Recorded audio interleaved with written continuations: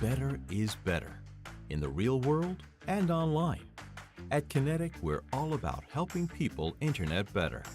With high-speed fiber internet, premier whole home Wi-Fi setup, plans that fit your life, and down-to-earth people who make it all work seamlessly.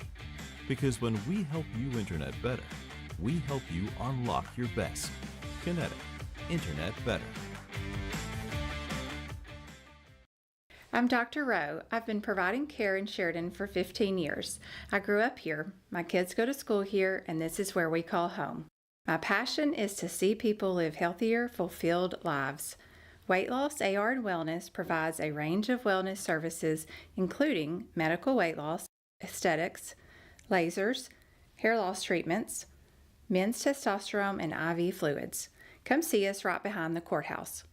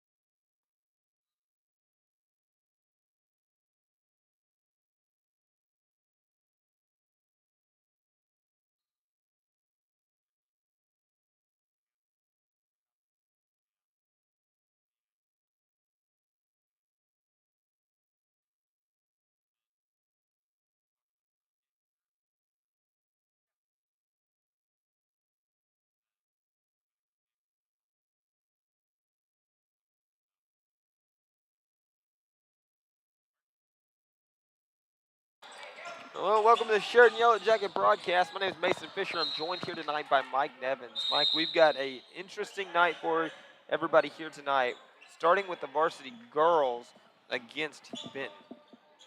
Yeah, big game for the girls tonight. There's a lot riding this late in the season.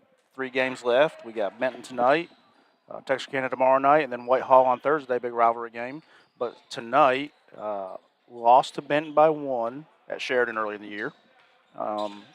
Bringing into Benton, we're coming in kind of somewhat hot. Wins over Lake Hamilton and Lakeside and El Dorado.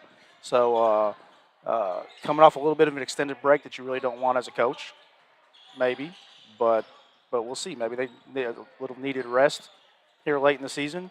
Get your legs fresh and get ready to make a run. With a win tonight, and then close out the season strong with a couple more wins, Sheridan will go into the state tournament as at least the 2 seed. I don't know that they can get all the way to the 1, maybe, but I don't think so. But you're looking at trying to, win your way into that 2 seed. Yeah, absolutely. And Sheridan's coming on a 7-game win streak right now. You talked about getting hot. Man, they have been doing just that here in the last several games. Like I said, 7-game win streak. Their last loss was actually against Benton. And like you said, it was a 1-point game. It was a rather defensive game. It was 39-40 was the end score of that game. And it really, this could set a huge tone, not only moving forward into the state tournament here in the next couple weeks, but this is the start of the busiest week of the season, but the end of the season. This is the start of the end of the season right here, because there's only 3 games left. They're all 3 going to get played this week, and you're going to end it at home against Whitehall in your home gym for the last game of the season. So tonight starts a big night, and these girls have a lot on the line as they're trying to climb into that 2 seed. You mentioned if they could squeeze their way into the 1 or not. I don't think they can, because I think the 1 seed is 3 games ahead of us right now. And to do that, they would have to lose all 3, or they would have to lose 1. You know what I mean? Like, we can't win 3 and, Well, I don't think Lakeside has 3 games left. I think they only have, I want to say they only have 1, but I don't know that off the top of my head. I saw one team only has 1 game left for sure. And then I don't know how many games Benton has left. But if we win all 3. Benton has the hardest draw. They have us tonight. They still have Lake Hamilton, and they have another Lakeside. Yeah, that is a hard draw. So they've got the hardest draw. They have the most difficult draw left of the 4 girls teams vying for the top 4 seeds. And Lakeside is shooting for the 1. Correct. So right now, the way it sits, if you're looking at the standings right now for the girls, it's Lakeside, Benton, Sheridan. And then I want to say Lake Hamilton has the 4. So Sheridan right now is pretty much guaranteed 3rd as long as they win 1 game this week. That's right. 2 games would secure that, absolutely no problem. A 3rd game, which would be a win here tonight, would give them that 2 seed. So I don't think if you lose tonight, I don't think you can get the 2nd seed. Well, the thought process has to be 2 seed or bust. Right. You're pushing for the 2 seed. You want to win this game tonight. You want to beat Benton. You want to avenge that home loss first. But you want to beat Benton to give yourself that opportunity to get the 2 seed. Then you hope you go on the road to Texarkana tomorrow night. You hope that you kind of maybe build up a little bit of a score there. Maybe you can open it up a little bit against a Texarkana team that's not been that good this year. And then get some of your JV kids a little bit of playing time to save some legs for that big game on Thursday night at home, where we want to fill up that arena for senior night. Yeah, absolutely. We want to fill it up. There's been a lot of people already working on senior night, and we were kind of ready for it last week, and then with it being pushed back, we've added a couple things to it. So now I will say, if you know anything about Sheridan sports, Thursday night is the busiest night in Sheridan sports. Probably for the entire year. We've got softball going on. We got track going on. We got basketball going on. There's just so many different things Baseball's going on. Baseball's at Conway. That's what I meant to say, baseball, not softball. So, there's just so many different things going on within the school. So we're still going to let students in for free as long as they got their badge. We're still going to do the half-court shot giveaway of $100 for everybody who makes it, and we'll go from there. Mike, we've seen some promising things here in this JV game. This is a JV boys game that's been going on. We've seen some pretty good things come out of this. The score doesn't reflect it. It's about 18 points. Yeah, it's 46-28 Benton right now. But we've got to see a few of the freshmen play that have moved up after their season was over. We've seen some of the sophomores and juniors get some plays like right there, Ty Frank getting up off his feet and getting a double block. Really, he blocked it twice. Saw Jace Gatlin make some really good plays. Dawson Griffin had a great spin move down here in the lane earlier. That was fun to watch. Yeah. So hopefully that's a sign of things to come. These boys getting a few reps against some of these older high school kids and against Benton, and we'll see what they can turn that into. Yeah, and we will. I'm trying to wait to kind of see what the clock's going to say. Looks like it's 20 a minutes. 20-minute clock, so they're going to start pretty much straight up 6 o'clock here tonight. I don't know if it's senior night for them or not. It's looking like they got one more game. It's looking like it's not senior night. Yeah, I don't know if it is or not. I don't see a lot of festivities going on or anything like that, parents dressed up or anything like that, so maybe not, but who knows. I do expect us to be Texarkana's senior night. Probably so. So, you got to have one, and I do hope I hope both teams can kind of get there tomorrow, and like you said, get some young guys some reps in towards at least for pretty much the whole second half is what you'd like to see, just that way they can save some legs for Thursday night. They played 3 games in 1 week. It's going to be a lot. Now, I'll tell you this. We did that one year, and the girls need to go down to Texarkana to win and secure themselves a 4 seed. And we went down to Texarkana and kind of laid a little bit of an egg, and kind of had that mentality. We could just show up. And you hate to – and it came out a little flat, long, like El Dorado, long bus ride. Yeah, exactly. A really long bus ride. You get down there in a game where you think – I think that year we beat them by 25 or 30 at home. When we go back down there, we think we've got it made. The ball's not going in the hole. A couple players get in foul trouble, and next thing you know, you're in a game. And the longer you know how it works. The longer you let the underdog stay in the game, the more they think they have a chance to win. And sure enough, that year we had to have another team lose at the end of the year to get into the playoffs, and we did. And so, you don't want to be in that situation either. No, absolutely not. You want to go in and fight as hard as you can. I mean, that's the purpose of why you go in there. You don't start playing your young people first. You still play your starters. You have to get out on top before you ever even think about putting them in. And so it's important to approach the game like every other, and then hope that you can get more lax as the game goes on. That's right. And let's be honest. First things first. We need to take care of Benton tonight. Yeah, absolutely. I mean, let's give credit where credit's due. The Benton Panthers have been absolutely phenomenal. They're 11-2 in conference. The LadyJackets are right behind them at 10-3. And like I said, Sheridan's been on a 7-game win streak and hope to make it 8 tonight. Only losing by 1 point. This game could go either way tonight, Mike. That's right. So we'll see what happens. The girls' teams are both out on the court warming up right now. There's 17 minutes on the clock, so they'll probably kind of take it easy and shoot around a little bit for the next 7 or 8 minutes, and then or 2 or 3 minutes maybe even. They'll go back to the locker rooms and they'll have a little last-minute pep talk, and then they'll come back out for the last 8 minutes of warm-ups and probably go through their normal warm-up routine, and hopefully we'll be getting ready to get underway. That's right. So we'll take a little bit of a break here, and we'll be right back with you guys a little bit closer to time. Game should tip off here in about 16 and a half minutes.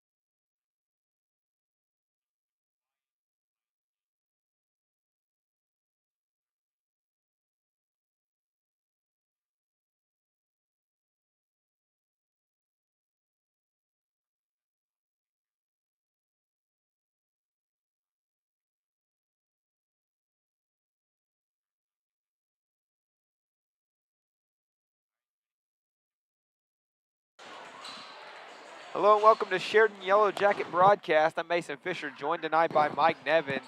Again, we have just a super interesting matchup for you tonight between the Benton Panthers and your Sheridan Yellow Jackets. Yeah, about a minute 15 left in pregame, and we'll get this thing underway. We are.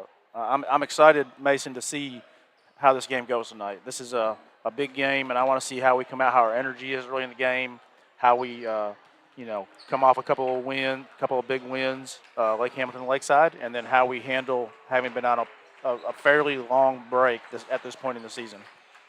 Yeah, absolutely. I mean, and those breaks are kind of scary, Mike. I mean, you haven't even been to school in a week, yet alone played basketball in a week. And so, I mean, it's time to figure out what you're made of and put your team together and see what we can bring to the table here tonight against Benton. Very important game, fighting for the 2 seed here. We're going to take a quick break for the national anthem, and we'll be right back with you.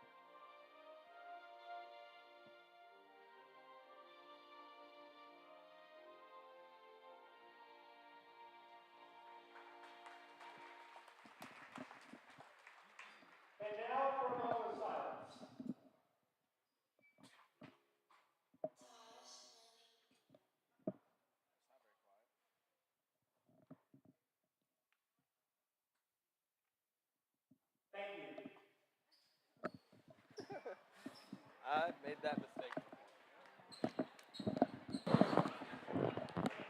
Welcome back here to the Sheridan Yellow Jacket broadcast. We are about to get this thing underway. We're waiting on the starting lineups to be called. I assume we'll stick with the same starting five for Sheridan that we have been. Looks like we will be. Addison Hill, Belle Smith, Ella Williamson, Lily Reed, and Mason Wilson.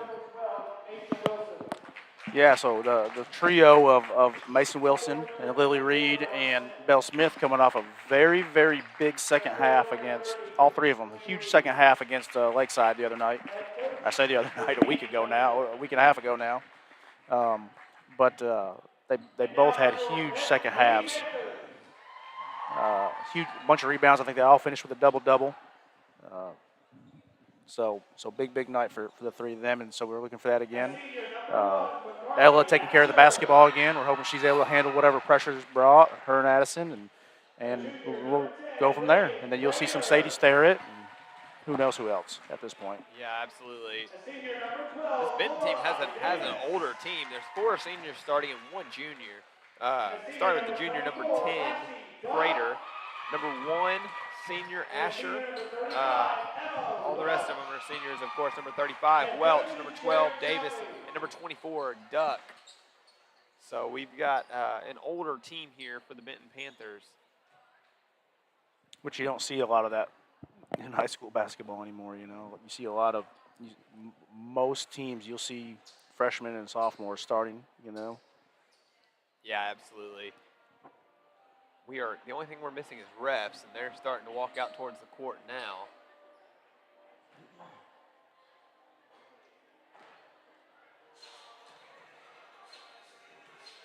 Got our teams getting their final instruction from the coach, making their way to the floor. And we are going to get this game underway. Mason Wilson and Lexi Duck are in to tip off. 8 minutes are on the clock here for the first quarter. Just standing from here, it looks like Mason's given up about 4 inches. Yeah, at least. Duck is tall. And Mason just doesn't even jump. And Benton's going to get this thing started. Going to be Welch to start things off. Lady Jackets are in a little bit of a zone defense here. Yeah, we come out, looks like it was a 3-2, maybe a 1-2-2, and that's going to be a backcourt starting out. Yeah. Good possession for Sheridan. That's exactly what you want if you're Sheridan. You want them to lose control of the ball. Now you have the possession arrow and the first chance to shoot. And what the beauty of that was is it wasn't even really a lot of pressure that caused that turnover. It was just a bad pass coming back out to the top. Ella Williamson now right-hand side down to Smith. Smith looking for somewhere to go with it. Good cut there by Addison Hill. Now the ball's with Mason Wilson at the top of the key. Bell has an open lane, 2 steps, and she was stopped there right at the rim. You got to make those. So we say this every game, it seems like, that we're on the road, but you can't come on the road against a good team and miss the bunnies. Yeah. So we're going to have to start having those, so maybe we'll see what happens with Bell. She'll find it. I mean, you saw the same thing kind of happen against Lakeside. And Mason Wilson got her hand on it there. Addison almost came up with the ball too. A little bit of 3/4 court pressure there. Lexi Duck with the 3. It was no good from the corner. Offensive rebound there for Benton. Spin move towards the lane. Going to be a foul there on Belle Smith. It'll be her first of the game. And that was just kind of a reach in, not moving your feet. She didn't quite get slid over, and she just kind of reached in to try to get the ball and got whistled for the foul. So Bell picks up her first. Let's see. That's Prater there at the line. First one's no good. Still no points on the board. Prater with a chance to be the first. And she makes it. Absolutely drills that free throw.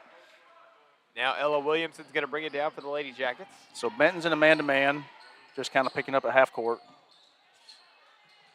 Pressure almost got to him there. Addison Hill is able to hang on. No foul call there. Contact brings the girls to the ground. Ella Williamson Good move by fakes Ella. it one way. Lily Reed comes Good up rebound with by the Lily. rebound. Another rebound and foul. Now she's going to get fouled. She'll have 2 opportunities. Good strong effort by Lily right there. Love the persistence at the basket. If you miss it, you got to keep going for it. You just saw the want to from Lily Reed right there. But on that same note as earlier, we have now missed 4 layups. That's true. Because Ella was just a little left-handed scoop layup. Free throws and layups. And we really need this second one to tie this game up. A minute and a half into this game. Well, this is what you want to see. You want to see Lily make 1 or 2 of these early on and see the ball go through the rim, and hopefully that heats her up. Yep. So here we go with a 1-2-1-1. Little pressure again. The ball's dead there. Gets it to the middle of the court. Now it's in the hands of Duck. Duck's already proved she's not scared to shoot it, so you have to play up tighter on her. She is tall. She gets the ball there at the rim twice. 2 offensive rebounds, misses both layups, and we got a really late foul call coming in. Foul on Lily. It's going to be on that block out. She didn't block out, and then once the ball come off the rim, she kind of bodied into her. I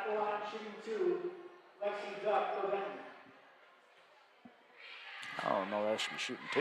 No, I mean, if it was a block from the back, then she wasn't that? shooting. So it had to have been a late shooting foul call. I guess. If it was a late shooting foul call, it was really late. Yeah, I mean, the ball had already landed. Goodness.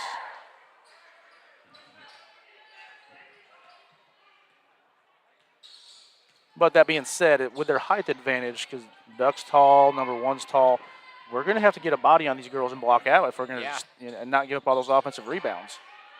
Just like that, the number 1, her reach just allows her to come up with the ball. It goes down to the rim. Belle Smith picks up her second foul. So, 2 minutes and 5 seconds into this game, Belle's already got her second foul, so you're going to see Sadie Sterrett now. Can't have Belle pick up her third as quick as all that was, so.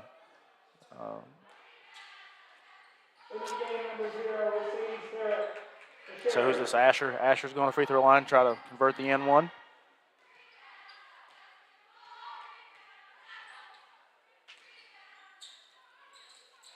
And she gets it. So she makes the N1, 5-1 Benton with 5 minutes and 53 seconds to go in the first quarter. Now Williamson back on Sheridan's side of the court here. Top of the key, driving to the elbow, gets it to Sadie Sterrett. Comes up with her own rebound, gets it out to Hill. Hill looking for 3 off the rim, no good. Duck comes up with it. Gets it ahead there. Got a charge. Who was that took it, Addison? It was Addison took the charge, yep. Addison Hill.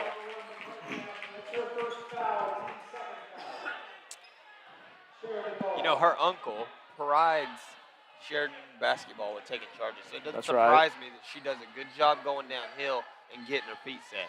I think she may have got the benefit of trying. Coach Tony Bone, he says all the time in girls basketball, if they're willing to try to take the charge, you reward them with giving them the charge, and I think that's what happened right there. Sadie Sterrett now has a little bit of room, gets it to Ella Williamson, looking for 3 off the back of the rim. Ball is tipped there. Addison Hill's going to fight for it. Going to be a jump ball. Going to stay here with Sheridan. Good effort that time by the Lady Jackets. Good drive by Sadie Sterrett. Kicking it out to Ella was not a bad shot. You're okay with her taking that shot. Comes off front of the rim, a long, long rebound, and Addison fighting for it and gets the jump ball. I've been slacking over here on the score side of things. I kind of forgot that I had to keep the scoreboard tonight, so y'all bear with me here. Sorry about that. Yeah, our scoreboard person is slacking again. No, not at all. Not at all. I'm just not good at it. Ella, another 3 opportunity.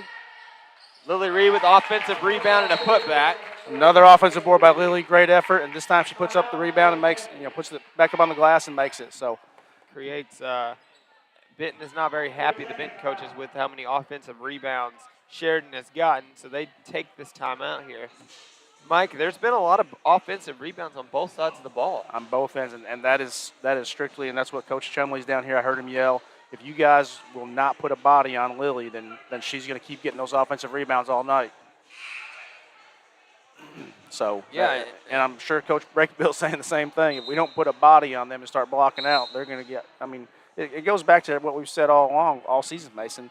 If you give a team 3 and 4 and 5 chances in one possession, they're going to eventually capitalize and start making those layups around the basket. Yeah, absolutely. Sheridan's going to back out of their pressure here just a little bit. Benton kind of came in a little bit, ready for it. And you want to mix it up a little bit. Yeah, you don't want to do it all night. You'll wear the team out.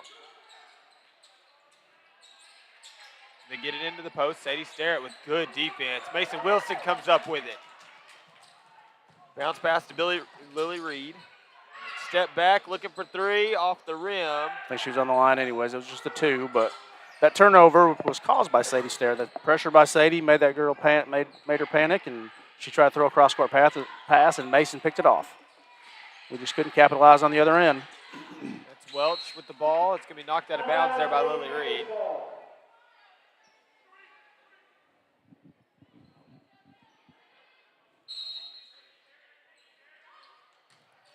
Now Duck, left-hand side, tries to throw it in. Way too much traffic there. And Addison Hill comes up with the ball. Again, Sadie Sterrett's hands, her quickness. Same pass that Benton just tried, Ella just tried. With the same result. Same result, that's right. Prater was there to snatch it out of the air. Now Welch with the ball for the Panthers.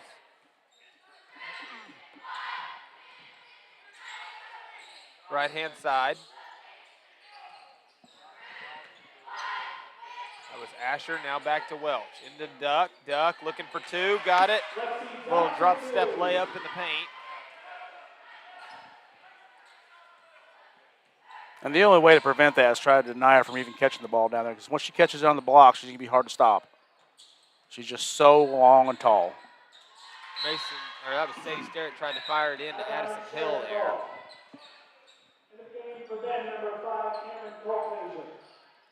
So Sheridan's going to inbound there at the baseline. It'll be Ella Williamson to pass it in.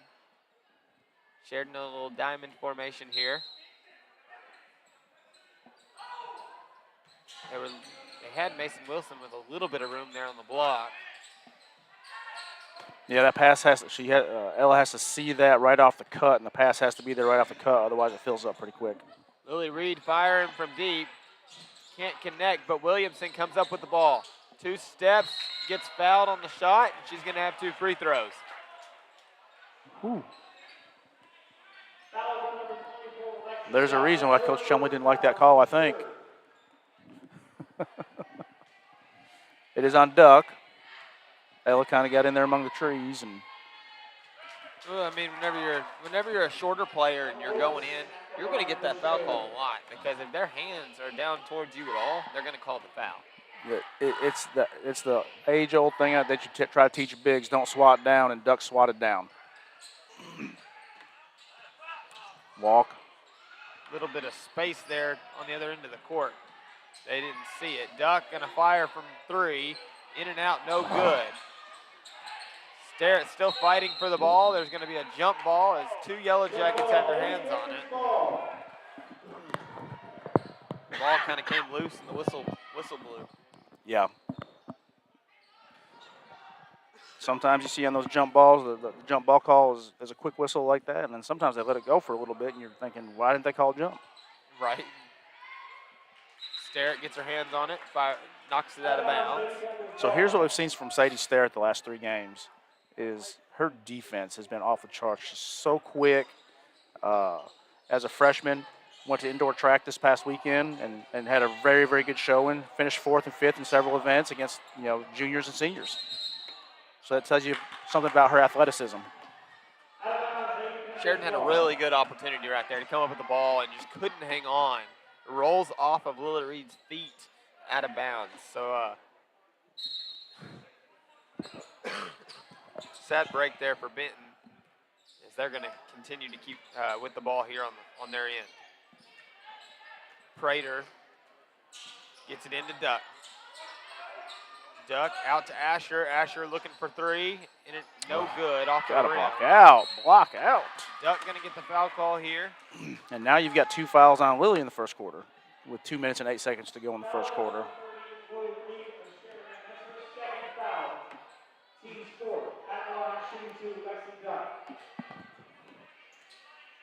So Duck goes to the free throw line and misses the first, short off the front of the rim.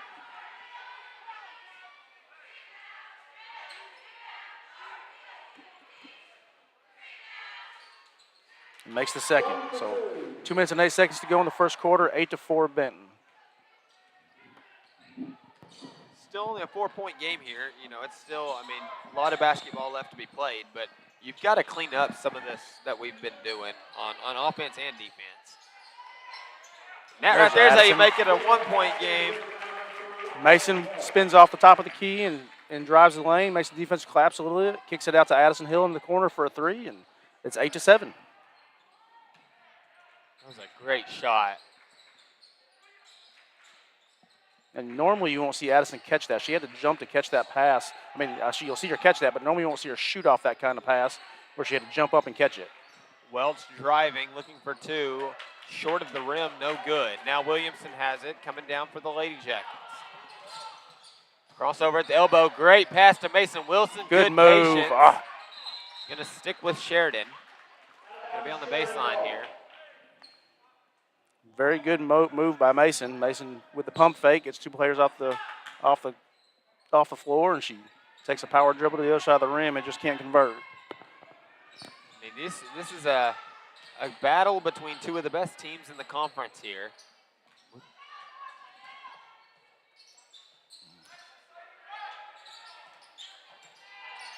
Ella looking for Sadie Sterrett. She was looking for that cut. Yep. And there's just two bodies there that are really tall. Yeah. Makes it really hard to make that pass. Sadie was open, but it's hard for Ella to make that pass. She tried to overhead pass that through Duck, and Duck's got her by about 8 inches probably. The only way to do that is to split that gap by it stepping needed to be a through it bounce. and bounce pass. That's Here's right. Addison on the run out. On the run out, and the Lady Converts. Jackets take the lead. Good look by Mason. Long rebound by Mason. She puts it on the floor, gets her eyes up, and sees Addison going down the left side of the court, and hits her for the layup. Less than 30 seconds in this first quarter. Lady Jackets up by 1. Duck out to Kolklager. Now back to Duck on the right-hand side. From the corner, she fires for 3, in and out, no good. Asher, offensive rebound, air balls the putback, and Williamson comes up with it. With 9 seconds to go. Lady Jackets Ella. looking for the last shot. Lily Reed fires, no good. Sadie Sterrett knocks it out of bounds. 0.9 seconds on the clock. It's going to be Benton's ball. They might get a shot, but it'll have to be a long one. Surely they're going to put a little pressure up so they can't just They roll do. the ball. Here comes Addison. They're going to let Lexi Duck sit for 0.9 seconds here in the first quarter. And the buzzer goes off before they get a shot off. Jackets are going to take the first quarter by 1. I mean, as many layups as we missed, offensive rebounds we gave up, to have a 9-8 lead at the end of the first quarter, you'll be happy with that. I mean, you're happy with the scoreboard. I'm not saying you're happy with the way the game is being played right now. It is a little sloppy, little unforced errors, and giving up, like I said, giving up a lot of offensive rebounds to Benton. Of course, they're tall, but you have to work. Rebounding is all about heart and effort. If you'll put a body on someone and just want it more, you'll get a lot of those rebounds. So, Yeah, you got to clean up some of the way you're playing. Like, just because we're only up by 1. You want to see that, say, 5 or 6. So, to do that going into halftime, you have to clean up some of those turnovers. You have to clean up some of those rebounds. You really got to make sure you box out whenever they shoot, because you don't want to see them getting second chance opportunities. that's right. Now, the flip side of that is we've had a lot of second chance opportunities too. Lily Reed probably already has 5 or 6 rebounds in the first quarter, and 4 of them are offensive rebounds. That's right. Yeah, you're exactly right. Second quarter should be underway shortly. These fouls reset on here.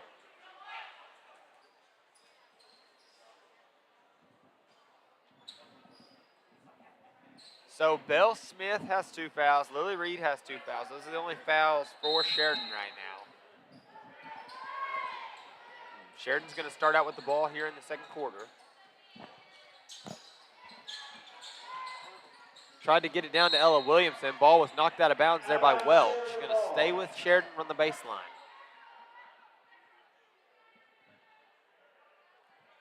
It was a good cut. The pass was just a half a step late again. Lily Reed going to take one dribble towards the rim. Gets her own rebound. Puts it back in for 2. So there's another offensive rebound by Lily and puts it up and in. Of course, she had to miss the first one, but it was in traffic, so. Hey, missing that first one will motivate you, though. That's right. To grab that second one.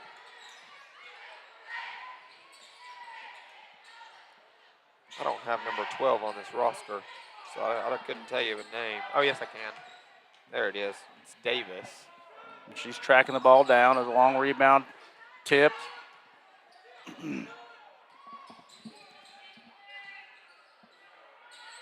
3 opportunity. The first one Benton's made this game. That was number 10, Prater. Who missed it on the first try, made it on the second try. Good shooters, just because they miss, will not be scared to shoot again. And there's a long 3 attempt by Lily. Prater gets it out there, and, yeah, Sadie bumps her. Draws the foul there. But I'll tell you this. So Sadie Sterrett did pick up the foul there, but when Prater was at half court, Sadie was still at the free throw line back here, and she ran all the way down there and tracked her down and caught up to her. Yes, yeah. Fastest girl on the court 9 times out of 10 whenever she plays. That's correct. No doubt about it. So it was a great effort by Sadie to get down there, picked up the foul on the bump. Prater makes both free throws. They're up. Benton's up 13-11. 6:48 to go in the second quarter. Lily going to bring it down for the Lady Jackets here. Going right-hand side, dribble handoff to Williamson. Williamson looking. Got Addison Hill on a back door. Nobody's in front of her. 2 points for Sheridan. Great look, great cut. That was designed and worked perfectly. That's a called play, and that girl has been, she's been trying to shadow Addison everywhere she went, so that kind of sets up for that backdoor cut. It's going to either create more space or it's going to leave the same thing open again. Lexi Duck looking for 3 off the back of off the backboard was no good. And then a put back there by Asher was good for 2. On another offensive rebound. That's been the majority of the points here tonight, Mike. On both ends. Yeah. Mason Wilson tries to get it down to Reed. Reed has some room, going to shoot for 3 off the rim, no good. Got a foul there. I think this one's going to be on Addison Hill. It is going to be on Addison Hill. It'll be her first foul. That's her first foul, team second.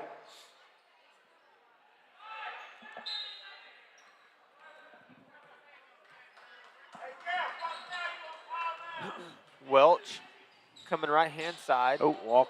No walk was called there. Prater going left-hand side. Ball is hit by Williamson. They're going to call a foul on her for the reach-in. That's her first foul, team third. That's 3 fouls for Sheridan here in the second quarter. No fouls for Benton.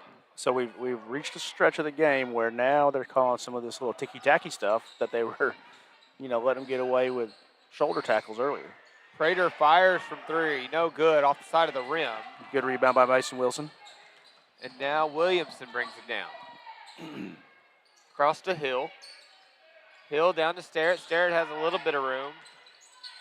Back up to Wilson. Long pass to Reed into the post. Lexi Duck hit it, and Lily Reed knew that, and she backed off. I couldn't see it from this angle, but the way she backed off of it, she knew that she hit it. Oh, good fake handoff by Mason. Oh, call the foul, please. So Mason makes a good move, fakes the handoff, spins, goes up, and Asher blocks the ball out of bounds.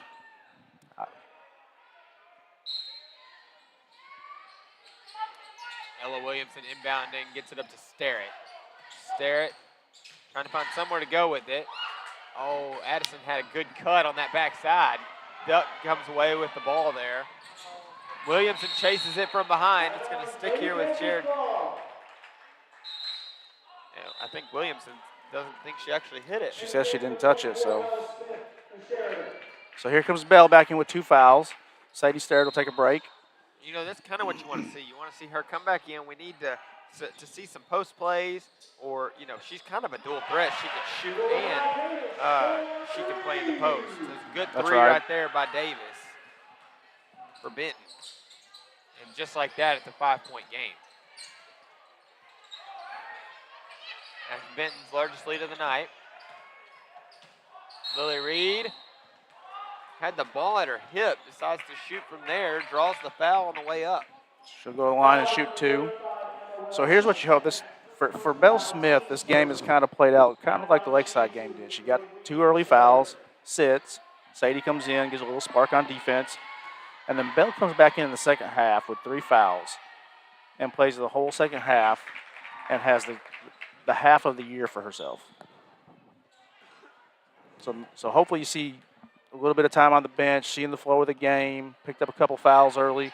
She comes back in, you hope that she just she sees what's up, what she can do, and knows that she's got to block out, and doesn't pick up that cheap third foul. You know. Lily Reed does a good job there on the free throw line. Got a Shot clock didn't start. You do so much better at finding those issues than I do.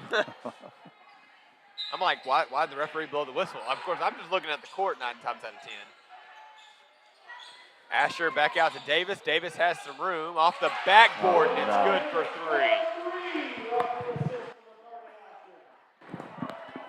Williamson crosses the timeline there for the Lady Jackets. Prater playing good defense there. She gets it over to Hill. Hill, spin move at the elbow, gets it to Smith. Back out to Williamson. Williamson kicks across to Hill, looking for 3, and it's good. Gets it. Good answer there by Addison Hill. Great vision by Ella. Comes across the lane. They kind of collapse on her and finds Addison open on the wing for 3. Davis is their shooter. Every time she touches the ball, she is looking to shoot. Asher with an over the back, no call. Welch going to drive, little floater, puts it in for 2. We're going to take this opportunity here with the timeout from Coach Breakbill to thank our sponsors. I'm Dr. Rowe. I've been providing care in Sheridan for 15 years. I grew up here. My kids go to school here, and this is where we call home. My passion is to see people live healthier, fulfilled lives. Weight Loss AR and Wellness provides a range of wellness services, including medical weight loss, aesthetics, lasers, hair loss treatments, men's testosterone, and IV fluids. Come see us right behind the courthouse.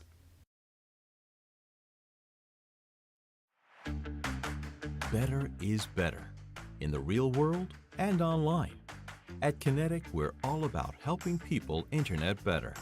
With high-speed fiber internet, premier whole home Wi-Fi setup, plans that fit your life, and down-to-earth people who make it all work seamlessly. Because when we help you internet better, we help you unlock your best.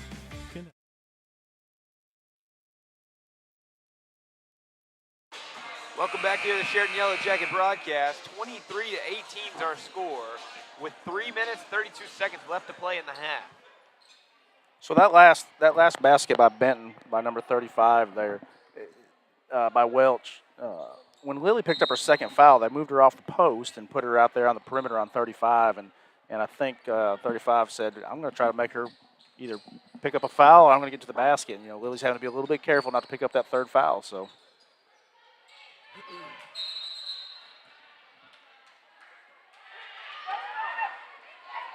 I didn't know that you could call it out of bounds if it hits the If ref. he's standing out of bounds, you can, but I didn't think he was standing out of bounds until after he jumped. It was 100% inbounds.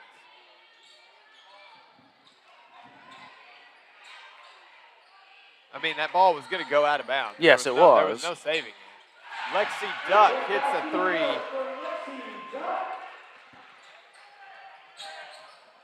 Now Ella Williamson from the logo.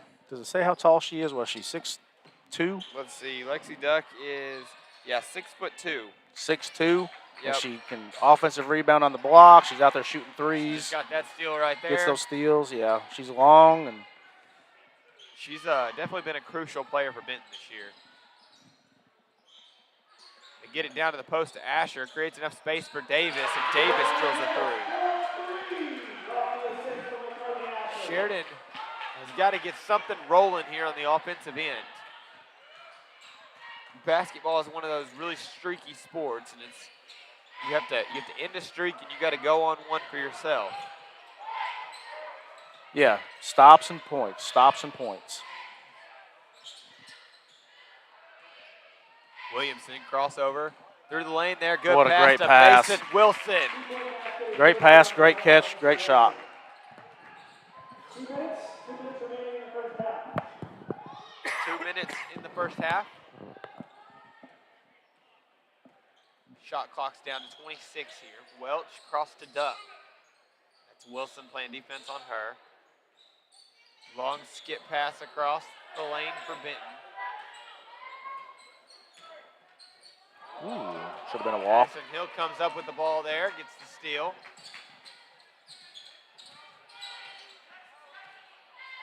The stops and points, right? So now we just need the points after the stop. Yeah, we got the stop. We'll see if we can make a little run at the end of the second quarter like we did at the end of the first.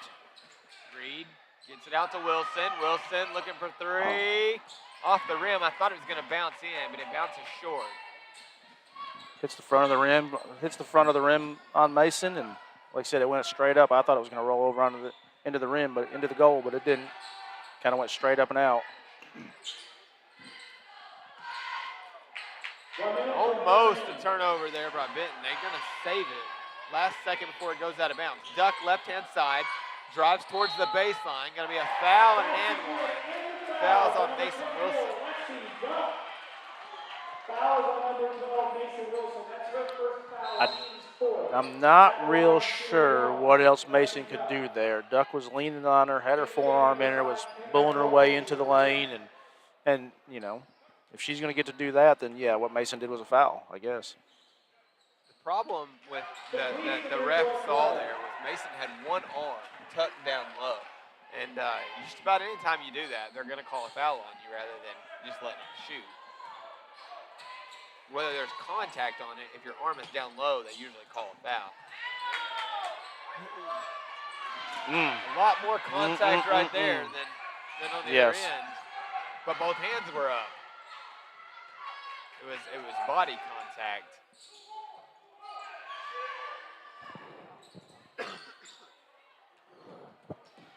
Ball was thrown there off of Addison's knee. Benton recovers. Now they get it to Asher. 15-foot jump shots. No good. Kumflager comes up with it. Puts it back up with two. Benton has come out here and just had a phenomenal second quarter. Asher is going to get a quick foul there. 0.6 seconds on the clock. That was only Benton's second foul of the quarter. Foul on number 2, number 1, McCarty Asher. That's her second foul, team second. In the game, number 12, Caroline Davis.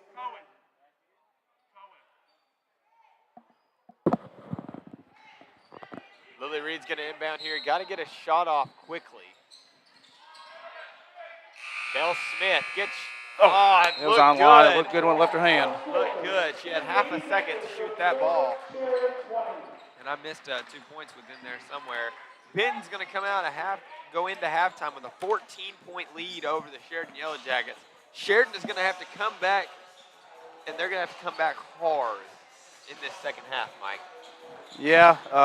What was the score at the end of the first quarter? 8-7? It was 9-8 Sheridan. 9-8. So, I mean, there was a lot of points scored in that second quarter. You know, on the stat sheet here, I think we're probably missing a few rebounds and stuff because it says Lily's just got 4. So I know she's got more than that. She's got more than that in offensive rebounds. So I'd be interested to know what that real number is right now. But yeah, Addison with 10 points, and Lily's got 7. So you know, and then Mason's got 2, and Ella's got a free throw made. Several rebounds, lots of turnovers. It's been a very and really both ways until, you know, midway through the second quarter for Benton, they kind of tightened up. But it's been a pretty sloppy first half of basketball. Yeah, it really has. And I mean, you got to clean it up if you want to keep playing. If you want to play, if you want to get back in this ball game, you want to have a competitive ball game. You know, this is the start to a long week, Mike, and you really want to start it off in good graces. So, you know, you got to come back this second half, clean up this basketball game a little bit, shake off the fact that you just had a nice week, and you know, you've been out of school for a week, haven't really practiced a whole lot. You've got to come into this game with a little bit more fundamentally sound than what we've played so far tonight. Yeah, the defensive effort has to be there. When I say the defensive effort, more so the defensive rebounding. We forced them into some shots. They've given us opportunities, but Benton has really dominated the boards on both ends. And while we have some offensive rebounds, we don't have near the offensive rebounds that Benton has. So you really hope that we can come out in the second half with a little more energy. Regardless of how the score winds up, you don't want it to turn into this. You know, you don't want it to be a blowout going into the week. Is, like I said, a big week where we could go anywhere from the 2 seed to the 4 seed. And you don't want this to happen. So I'm going to guess that the walls might be vibrating in the locker room for the girls right now with Coach Brakebill. Maybe not. He's a pretty even keeled guy. Hey, But when he needs to, he can. Yeah, and you just hope the girls come out and respond and push it in the second half. But it's kind of a good thing that he's like that, because in moments like this, whenever it is super serious, and let's say you do let them have it a little bit more, they respond a lot more effective because they're not used to you doing that. So having coached girls, albeit much younger girls, but having coached girls, there's a fine line. There's a very fine line on how you handle the girls, and it is if you'll coach them along the way and don't always just, for lack of a better term, lose your crap on them, and just stay in them all the time. They tend to respond when you do have those moments, because then they're like, oh, he's serious, So again, and I think a lot of this, Mike, is just coming in from being on such a big break, and you just got to play fundamentally, and you've got to come out and you got to be ready to play basketball. yes. Like, this is a competitive game to come back to. And I feel like we did not come out ready. I mean, it seemed like we've been about a quarter of a step slow the whole game.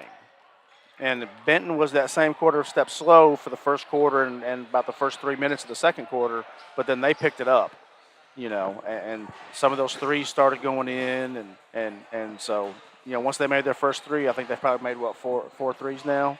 Yeah. I mean, they had 8 points at the end of the first quarter. And honestly, getting that rhythm going was the difference between the first quarter and the second quarter for Benton. Once they made that first three, it didn't happen until the second quarter, but once it happened, Mike, they have been on a roll offensively. What have we said about Lily and about Mason and about Addison? You see that first one go in, and it starts rolling. That's right. And everybody feeds off that. So, same thing for Lily. I don't think Lily's made a three yet. I think she's 0 for on threes right now. But once she sees that first three go in, you expect her to do what she's done all year. She sees that first one go in, and next thing you know, it's 3 or 4 in a row. Yeah, you're exactly right, Mike. And we need to see that rhythm start on our side of the ball. I don't know if you can't really see the Benton side of the court right now, but it is back and forth dunks on both sides. There's a little bit of a show going on right now in the warm-up, in the halftime warm-ups for the boys on both ends. Probably should be playing Space Jam and eating popcorn right now, but we've had some pretty good dunks on our end, but I've seen a couple of 360s and a windmill down here on the Benton end. Some really cool ones on the Benton end, yes, yeah. And I mean, I'm seeing kids that were in their JV game that are out here doing that. So, but anyways, we're gonna take a quick break here. We'll be back with you. We got about 4.5 minutes left to halftime. We'll be back with you guys for the coverage of the second half. Better is better in the real world and online. At Kinetic, we're all about helping people internet better. With high-speed fiber internet, premier whole home Wi-Fi setup, plans that fit your life, and down-to-earth people who make it all work seamlessly. Because when we help you internet better, we help you unlock your best. Kinetic, internet better. I'm Dr. Rowe. I've been providing care in Sheridan for 15 years. I grew up here, my kids go to school here, and this is where we call home. My passion is to see people live healthier, fulfilled lives. Weight Loss AR and Wellness provides a range of wellness services, including medical weight loss, aesthetics, lasers, hair loss treatments, men's testosterone, and IV fluids. Come see us right behind the courthouse.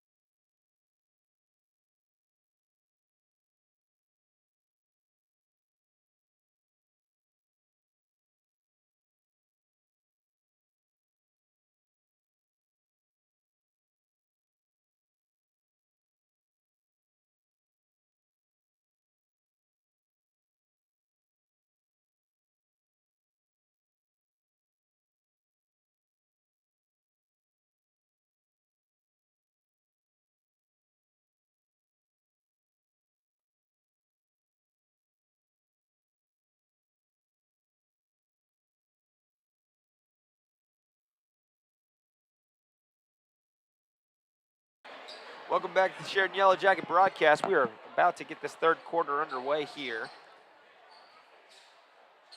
Got a little bit we got to clean up here for the third quarter. That way that we can have a better second half. We had a good first quarter. Actually ended it on top, 9-8.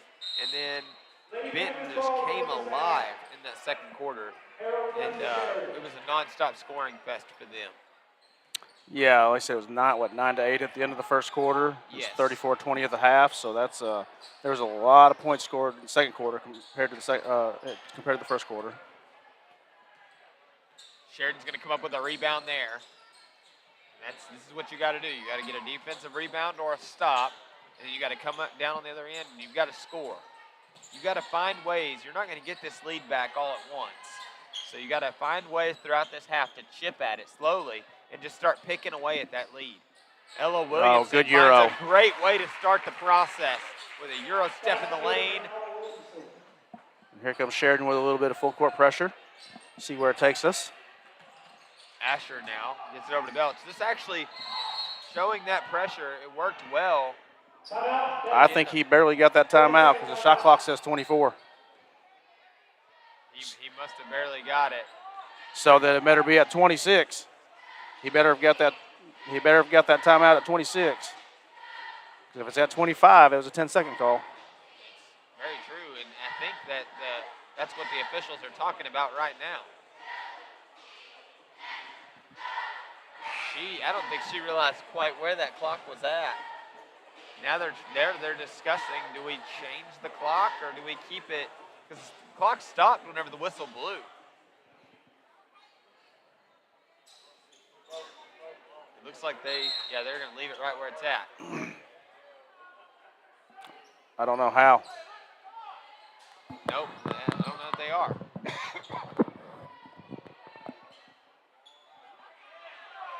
They are going to add. They're going to add some time there to the shot clock.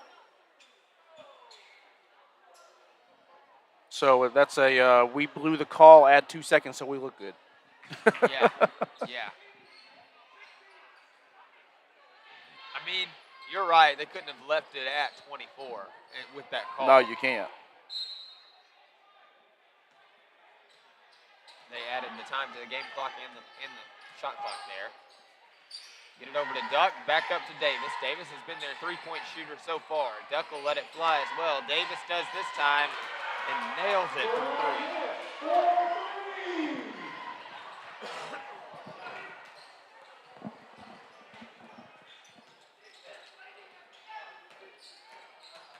Now Williamson gets it over to Smith. Smith going to the top of the key here. Back over to Hill. Hill has some room. Got fouled shooting the three. That's why I was wondering how that shot came up where it went. Because there was a lot of contact there.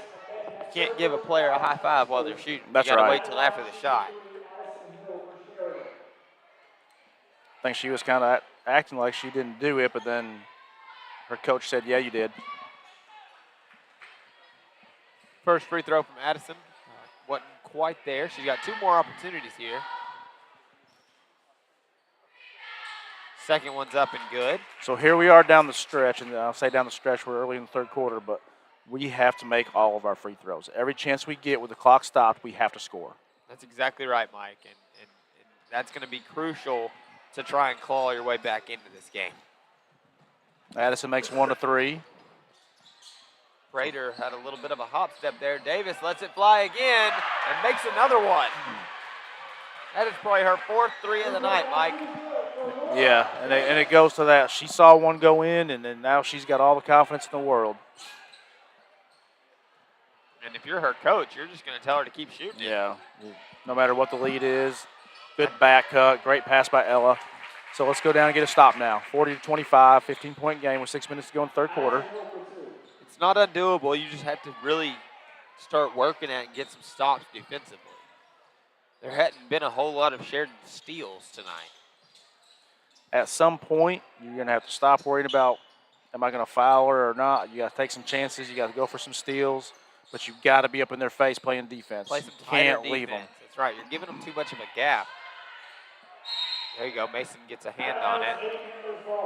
Knocks it out of bounds there. And that's what, if you're Mason, that's what you want to make Duck do, is put the ball on the floor. Every time she puts the ball on the floor, it seems like she turns her back to the basket, so. Welch into Asher, and then Asher over the top to Duck, and Duck lays it in for 2.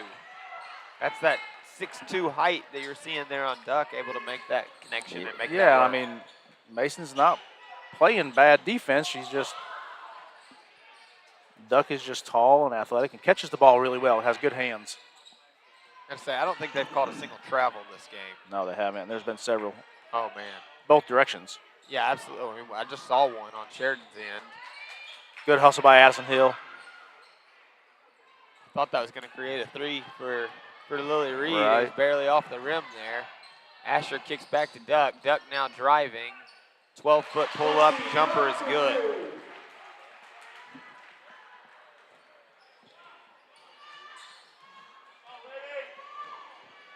It's a 19-point game now. Lily handling the ball. Ella hands off to Addison, goes to the basket, and gets one. the foul. Good. That was a great finish there by Addison Hill over the top. She laid that ball high up on the glass, caught the foul, and gets a chance to have the N1.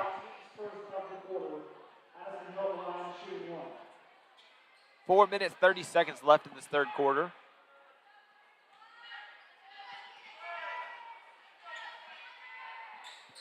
You know, another key difference to this game versus the last time we played Benton is no Mary Lim. That's right. That's right. It makes a difference. Yeah, I mean, that's a big defensive difference. Now, we do have Belle Smith playing, but it is a difference between the last time we saw this team. And there you see Duck misses layup, gets her own rebound, goes right back up, and makes it a 20-point game. Somehow I added an extra point to Sheridan. Coach Breakbill calls a full timeout. Been a slow start here to this third quarter, Mike, and not quite the start you want to see. Yeah, it's been still a little sloppy with the ball. Seeing a little spurts of energy. Addison still bringing energy, hustling all over the court, trying to get rebounds, chasing down loose balls. Trying to make things happen, but we're just not on the defensive end of the Benton is having their way right now on offense. We got a little bit over half of this third quarter left, and you got to start hitting some shots. You got to get some stops. You're gonna have to start taking risks at this point on the defensive end of and try and get some steals. You're gonna have to get aggressive. I've told my sixth grade girls this year a million times. Playing on defense is a lot of heart and hustle. They have not smoothly broke Sheridan's press yet. Right. So I'd like to see some more of that. I'd like to see some more pressure on the defensive end full court. And here's the thing: you've got 3 games this week. So I know what coach is doing. He's about 6 deep right now, and so you got to pick and choose when you press. And I don't know that you can push it the whole game and have any legs come Thursday night against Whitehall. That's right. And so you're already seeing some free throws short, shots short. That's legs. Yeah, I mean, with not being able to practice for a week, you're already going to be tired in this game.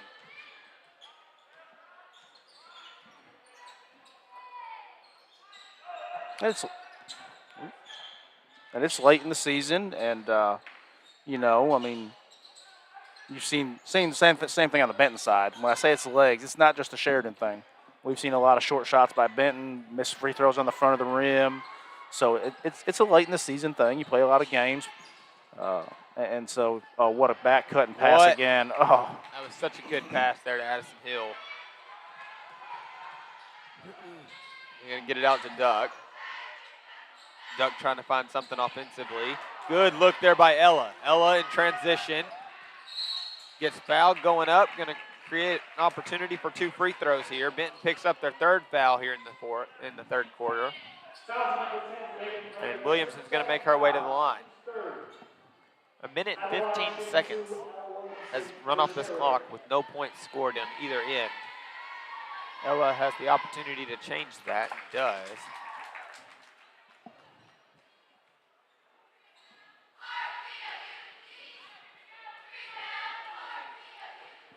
Second shot is up and good. And here's that pressure by Sheridan. And they were able to get around at that time.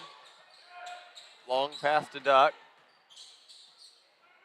They get it to Davis. Davis looking for three. Oh, my goodness. What a great shooter. She is on fire. I mean, if they're not going to miss the three opportunity, then there's not much you can really do. Benton picks up a fourth team foul right there on Lily Reed. Foul number 12, Lorelai Davis. That's her second foul. She's 40. At line number 30, Lily Reed for 2.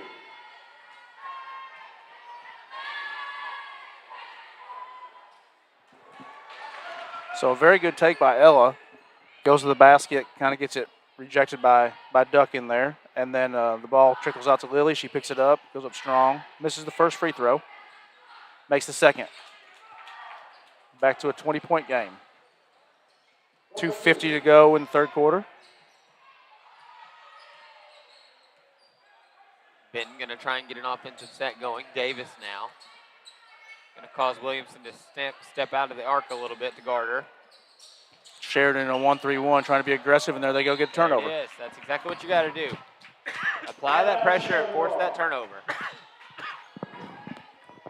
Yeah, Mason from the offside there jumped.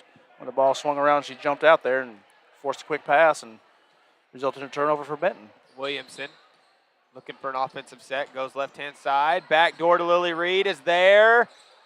Good block that time by Lexi Duck. Kind of came in from behind on that back side. Came over from the help side and was able to get a piece of it. But it was a great back cut and a great pass by Ella, and just a great defensive play by Duck. Duck looking for three, in and out, no good. Now Williamson looking for Reed in transition. Long pass is no good. Going to be Benton Panther basketball with 1:57 left in the third. Good look, and Lily wanted it. She just let her a little far there. So nonetheless, it's a turnover by Sheridan. Here we come back with some pressure. They get it across. Long pass there to Kolklager. From Welch to Davis, changing sides of the court. Now Prater. Gets it down to Duck, into the post. Welch able to connect from 15. Have they missed any shots this half? I don't know. I My remember goodness. saying defensive rebound once, so I know at least once, but it was at the beginning. Well, and then Addison had one down here. So they've missed 2 shots this quarter, I think. Man, it's been, and that's kind of been the moral of the story since the first. That's right. Like their first quarter was the only one they were really missing. And there's Addison being strong again, going to the basket, drawing the foul. And that's Benton's 5th foul, so for the next minute and 5 seconds, you're going to see free throws every time from Sheridan. Addison's going to make her way to the line for the first. And Duck's got her head down, pulling on her shorts a little bit. I think she's going to get a little bit of a break right now. Asher's coming back in the game. So here's the thing for this. Benton's done this with Asher on the bench. And Asher's a pretty important piece to this puzzle for them. Yeah, you know, and so is Duck. And so now to see them kind of rotate out, they've now put a sophomore in for the first time tonight. That's Lakin Griffin, who's seeing the court for the first time tonight. Davis. Bounce pass to Griffin. Addison did make the free throws. And they throw it. The pressure just was too much for Benton to hang on to that one. Ball's thrown out of bounds. It's going to be Sheridan basketball.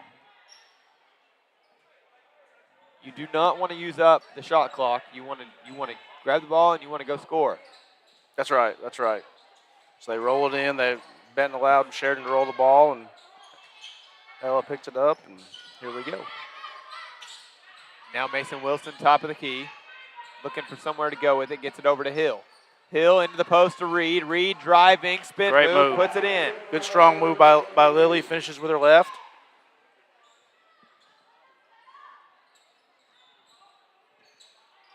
The pressure seeming to work a little bit there for Sheridan. They get it to Griffin. Griffin over to Asher. Asher gets it to Kolklager. Back down to Asher. Kolklager has plenty of room. I'm going to say that Sheridan is not worried about Kolklager shooting the ball from out there. No. Now Davis, on the other hand, they are a little bit worried. Kolklager lets it fire, almost makes it. Reed takes a shot for the buzzer. It comes up short. 18-point game here at the end of the third, Mike. We'll take this opportunity. We'll send it to our sponsors, and we'll be right back. I'm Dr. Rowe. I've been providing care in Sheridan for 15 years. I grew up here. My kids go to school here, and this is where we call home. My passion is to see people live healthier, fulfilled lives. Weight Loss AR and Wellness provides a range of wellness services, including medical weight loss, aesthetics, lasers, hair loss treatments, men's testosterone, and IV fluids. Come see us right behind the courthouse. Better is better in the real world and online. At Kinetic, we're all about helping people internet better. With high-speed fiber internet, premier whole home Wi-Fi setup, plans that fit your life, and down-to-earth people who make it all work seamlessly. Because when we help you internet better, we help you unlock your best. Kinetic, internet better.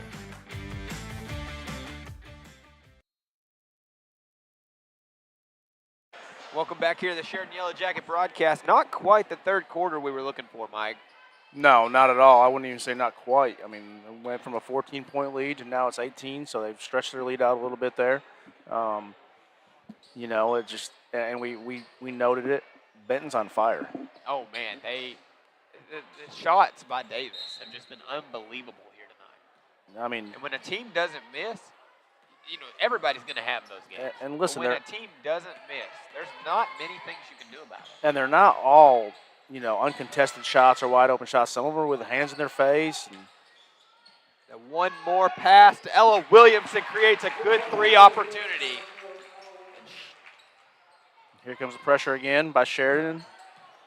Going 1-3-1 full court. Long pass there to Duck. Now they've got Duck and Asher back in. This time they're able to break the press completely there.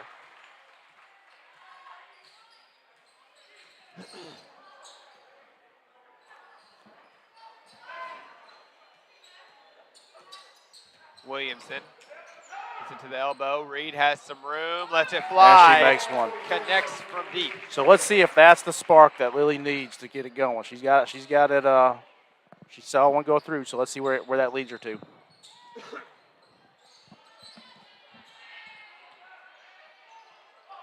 Reed comes up with the ball there. In transition, they got a blocking foul. And one. For Nice. Lily Good Reed. take. Good take. I added some points wrong here. Let me recover. I don't know what in the world I did. I think my hand was hovering over the button. So we're at 41. Benton's at 53. Lily Reed's going to have a free throw opportunity, and we've got Benton that called a timeout. We were down 18, Mike, and now only down 12 with 6:47. Right. So you get the three from Lily. Well, first you get the extra pass by Addison to Ella in the corner and make a three. Go down, get a stop, come down. Lily hits a three, so she gets to see her first three go through the hoop. Gives her a little energy. We come back, putting on the pressure. Lily gets a steal at half court and goes to the basket. Gets the layup and one. Being aggressive going to the basket, finishes with her left, and now she'll get a chance to make a free throw to cut the lead down to 11 points. You know, Sheridan hasn't had like this awesome, beautiful quarter yet. What you'd love to see is Benton to have that rough quarter and Sheridan to have that amazing quarter. So, you know, with a 12-point game, it's not over yet. So you got to come out here, keep getting stops. I mean, I think you keep applying pressure. I mean, they broke it once. I'd say if they break it again, then you kind of have an issue. Yeah, but they broke it and didn't score on it. Well, they did get that layup. the one layup. Yeah, that's the one time that they've really gotten around it. Every other time, the pressure's worked multiple times. They forced tons of turnovers that way. I think for as long as you're going to stay here, as long as you keep it within 10 or 11 points, I think Lily makes the free throw. I think you have to stay in it and make a go at it. You just need Bell to make sure that she stays as deep as the deepest person. She can't get beat deep. So Asher now from the middle gets it across the timeline. Now you got to set up your defense. Get set. Nobody's there to cover backside. Now Lily's there. Duck covered by Hill there. Long skip pass to Davis. Davis had a little bit of room, didn't shoot. Hey, and what this has done is this has made Benton a little bit tentative. And now Sheridan forces another turnover. Lily gets a steal. Wolf. Oh, no. Out of bounds on Benton. Welch comes from behind. Thank goodness the ball goes out of bounds. That's right. Reed didn't see her there. That's right. Shot clock at 31. Plenty of time. Again, you still don't want to use it. You want to score. You're still down 11 points. And so our viewers know I just almost blew your ears out because I started to yell wolf, wolf, wolf. And it's such a habit whenever you've watched basketball for so many years. That's right. Playing tight defense there on Mason Wilson. That's Asher with that defense. Lily Reed looking for three off the back of the rim. No good. Smith almost comes up with it. Reed doesn't There's give Lily up hustling. on it. Got a foul. Get it. So that's going to be Lily's third. That's not taking chances, though. Yeah, no, you have to. She got those first two fouls in the first quarter. Doesn't pick up the third until in the fourth. That's right. That's what you want to see from those players. They get it back to Welch. Davis, now Duck. And it's going to be the shot clock again. Shot clock didn't start till late. So you're probably not going to get a 10-second call. The shot clock starts pretty late because there's not a referee alive in high school basketball in Arkansas right now that actually counts to 10. They rely on the shot clock. No, 100%. And they're not really looking at it if they let it get all the way down to what they're saying is 27. That's right. I'd like to say it was pretty close, though. Oh. Wow. Prater hits a three, drills it for Benton. Again, you're never going to get a lead all back at once. But you can answer it. There's an answer by Addison Hill. Good look ahead by Ella. Addison right down there takes one dribble, makes a three. We come back in the pressure. Got her trapped in the corner. Oh. Asher with a good cut there. Pass across the lane to Duck. Duck's going to drive, draw the foul. And that's going to put Duck on the line for two. That's Sheridan's second foul there of the quarter. Whoa, they gave that to Lily. That should have been on Ella. Yeah, it definitely should have been on Ella. That's what Lily's arguing. That's huge because that's Lily's fourth. And she knows it too. Yeah, that's why she's arguing for it. That should have been on Ella. Yeah, I agree.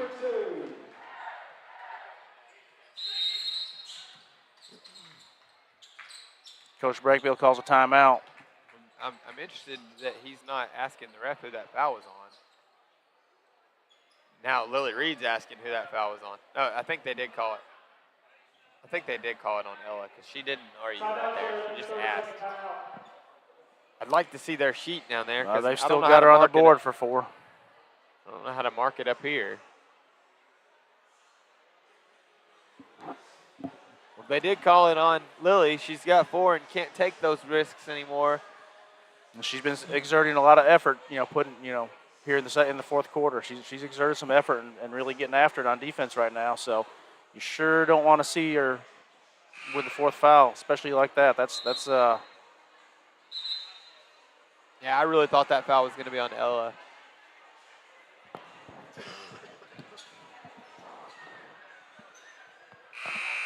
I see someone standing in the doorway down there that I wish we kind of had out here on the court right now. Brooklyn Rowe standing down there in the doorway. That is who that is. I knew she looked familiar. I was trying to. You're right. You're exactly right. Ella Williamson going to bring it across for the Lady Jackets. Gives it to Hill, over to Wilson. Back to Hill. Hill looking for three off the rim. Duck comes up with it.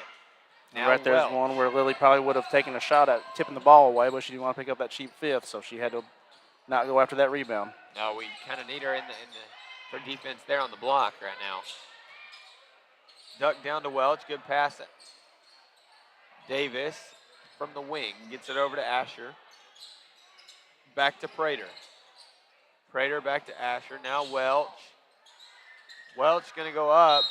Smith gets her hand on it. Duck knocks it out of bounds. Sheridan basketball. Sterrett's going to check in here for Mason Wilson. I wonder if we're going to see any kind of offensive, defensive switch right here, or if they're just going to put Sterrett in for a little bit. Mason's been busting it all night. You kind of hope that she may be just getting a little bit of a break, and you'll probably see her back here in a few minutes if Sheridan goes on a little bit of a run. Smith gets it to Reed. Reed looking for three. Quick release off the rim, no good. Williamson really fighting for it. Late foul call comes in. They're going to call this one on Ella. Foul is on number 4, Ella Wilson. And Sheridan, that's her second foul, third.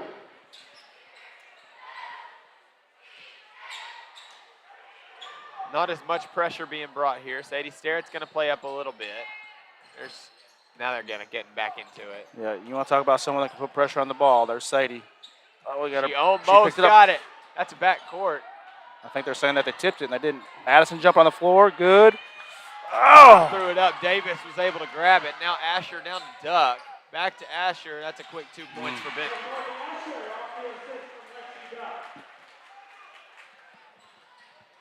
Great effort by Addison, and then she gets back there and she's by herself on the block back there. We got a jump ball here. Ball's going to be in possession by Benton. 15-point game. You know, you saw Sheridan kind of make a little bit of a run there towards the beginning of the fourth, and it looked really promising. And now it's just kind of slowly slipping away from them. Well, they were busting it, and Benton hit that three. Yeah, that's exactly right. Well, then, you know, they hit that three, but Addison came down and turned around and hit another one. But then defensively, it kind of stopped a little bit. So you'd love to see a quick stop. Kolklager getting double teamed. There's the quick stop. Now turn it into points. Addison Hill driving. Oh, that's got to be a foul. Offensive rebound and a putback. Now there's a foul. Lily Reed's going to make her way to the line for two. Foul number 5, Cameron Kolklager. Her first foul, team second. At line shoot 2, Lily Reed. Lily Reed first free throws up and good. So having watched most of these kids grow up, I can look at Addison Hill's face right now, and she is extremely frustrated she did not get that foul call. Yeah. I'm not going to lie. I accidentally hit the +1 before it went in. Right. But I'll take it. Lily makes both free throws. I was worried once I hit that button. I was like, oh, dang it. Right there in the Now corner. You got her. And Lily Reed comes up with it again. Stepping back. Blocked by Williamson comes up with it, though. Kicks out to Smith. Smith looking for three. Good rattles it in. shot. 10-point lead. Benton calls a timeout. 10-point game, Mike. It was 15 less than a minute ago. We're going to take this opportunity with the coaches, and we'll take a break. We'll be right back with you.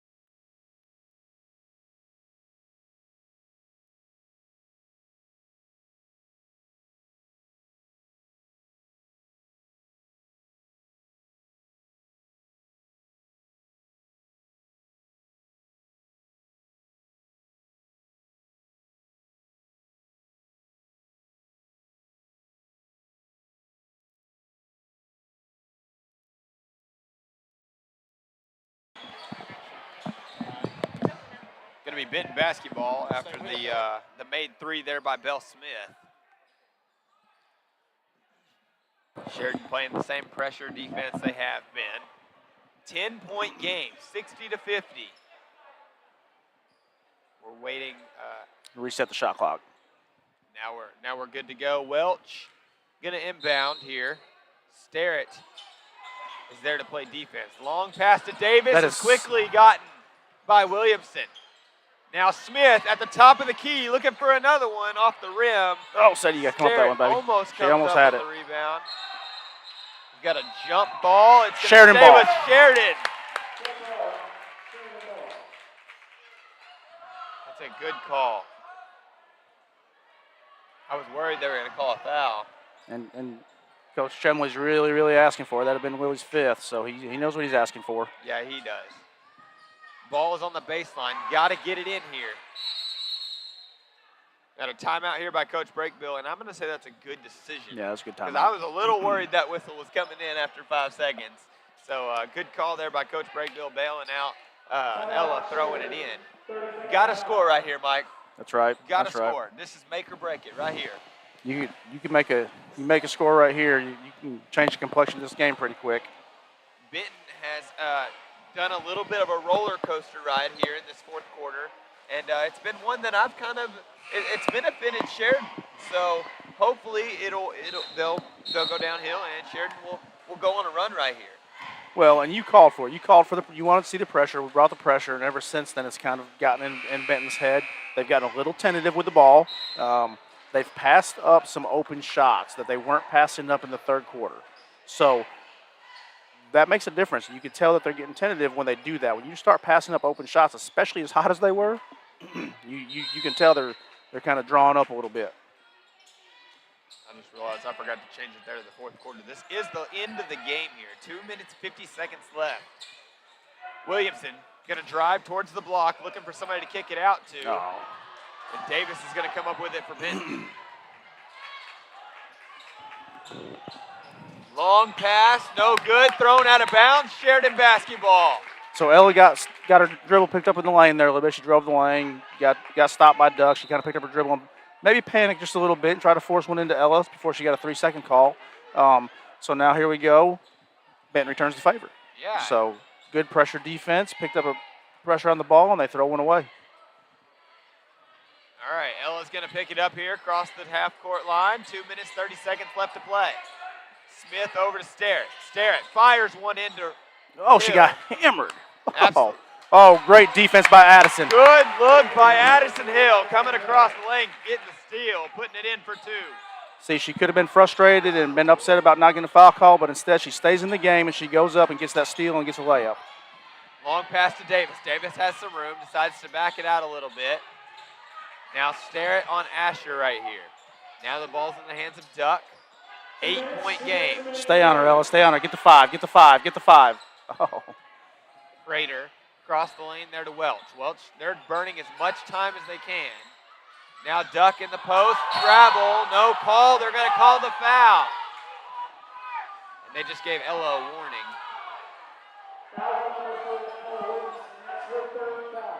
It's Ella's 3rd foul. Ella really wanted a jump ball right there, Mike. And probably should have got it, if not a travel first. Oh, it was definitely a travel, no doubt. There has been 0 travels called this entire game. And you cannot tell me that you can go a whole basketball game without a travel. There's just no way. No, I totally agree with that. I mean, like I don't remember the last basketball game I saw I've that they didn't call never a travel. watched a basketball game with no travels. And this is it right here. And Addison Hill is going to come up with it. Long pass. Lily Reed's got to beat her to it. Smart defense there by Welch. Boxing her out, making it to where she can't get to the ball. But, you see that a lot, but if she moves and moves and moves, you almost would think that'd have to be a foul. You do see it happen, though, frequently. Yes.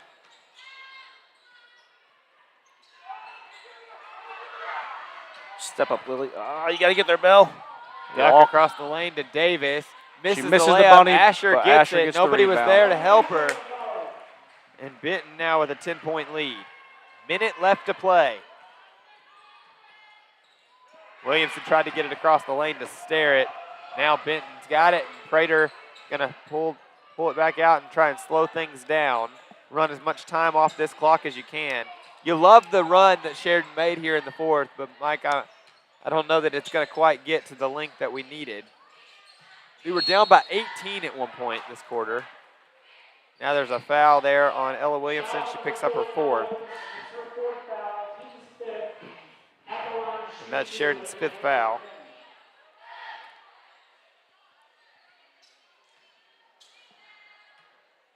.46 seconds left in this game, and Prater's on the line, shooting two. She makes her first.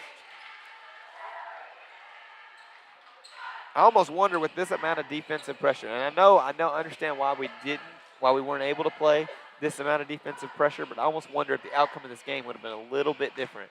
Now, let's not forget the 1,000 threes that Benton's made. They've made a bunch, but did they get those threes off because we were allowing them to get in the half court, Right. Addison gets it over to Starrett. Got a foul on Asher, I believe. Foul there, and now Williamson from the baseline.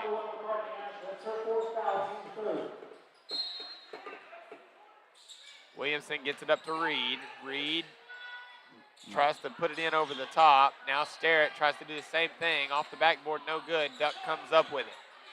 Duck over to Welch. 25 seconds on the clock. Pass across half court. And Addison Hill's going to go in and get a foul.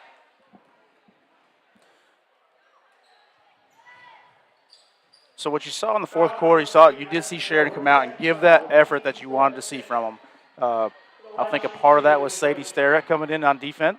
When she came in on defense and started really pressuring that ball, because Addison Hill was doing that job. Addison was pressuring the ball, and she was starting to get a little bit tired. So we bring in Sadie and move Addison back to a wing, and it made a huge difference there for a little bit of a run. We cut it down to 10 points at one point, so it's been as high as, 20? I think we cut it down to 8 at one point. Did we get it down to 8? Yeah, it was 60-52 at one point. Yep. And, they battled. Still battling. Still battling as Addison Hill knocks down another one. So it gets it to 10, and I think that's going to be your final score, 65-55. They don't even have to pass the ball in. And they're not going to. Why would you take a chance at letting them score more? 65-55 is the final for this game. And I'm going to say what a phenomenal fourth quarter played by the Lady Jackets. Clawed their way tooth and nail. Fought till the very end. Was down by 18 at one point and only lost by 10. So played a great fourth quarter. Just needed those middle quarters to go a little bit better your way. Now they got another game in Texarkana tomorrow. So this week, yet alone the season's not over. But man, what a good game here tonight between the Sheridan Lady Jackets and the Benton Panthers. So, on your stats, pretty big game by Addison and by Lily. Addison leads all scorers with 25 points. Lily puts in 18. We still had a lot of turnovers. It just went dark on me, so I already couldn't hardly see it. But yeah. It'll come back on here in just a second. Several turnovers. Lily had a good game on the boards. Addison had a good game on the boards. Mason Wilson had some good rebounds. It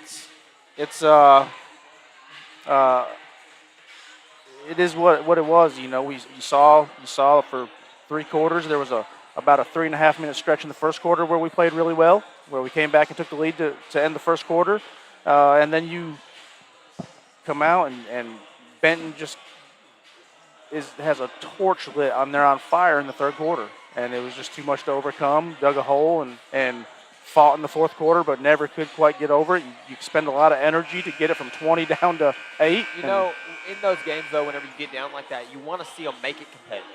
Make it a competitive game. That's what you hear people say over and over. Whenever you're playing a team that, you're going to have those games where the other team just doesn't miss. Benton didn't miss tonight till the fourth quarter. And so, whenever you have those games, you have to make it competitive. And I think that's exactly what the girls did here tonight. They did, but I'll tell you this. I haven't known Coach Breakbill a real long time, but I think I know him well enough to know this. He's a lot like me in this. I see a couple of dads walking around. We're not really into moral victories, and I don't think Coach Breakbill is. I think he'll take the positives of the fourth quarter and try to push it on to the rest of the week. I think as a coach, you're going to focus more on how flat we were for 3 quarters. We probably could have extended ourselves a little more. Because listen, just because you're in a half-court defense doesn't mean you don't have to still get after it like you're going full court. You can still put that kind of effort in the half court, and be able to cause those turnovers in the half court. So I think that's what Coach Brakefield will bring. There's some positive in the fourth quarter, and we'll see what happens. Move on to Texarkana tomorrow night, long bus ride down, and we'll go down to Texarkana tomorrow night and see if we can't get a win, make up for what we did tonight, and carry it over to Thursday night with Whitehall. Yeah, that's exactly right, Mike. And we'll take a break here between games, and we'll be back with you for the boys' game here. We'll be back shortly.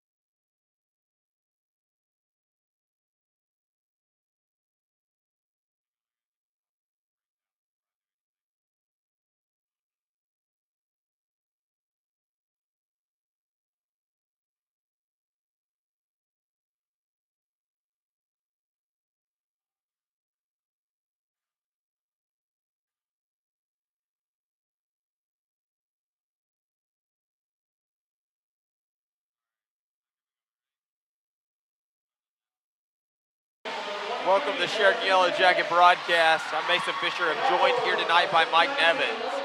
Same starting five for Sheridan we've been seeing. Logan Ward, Gavin Hobson, Nate Carter, Lane Bickford, and Noah Romine. And then I'm marking the starters now for Benton.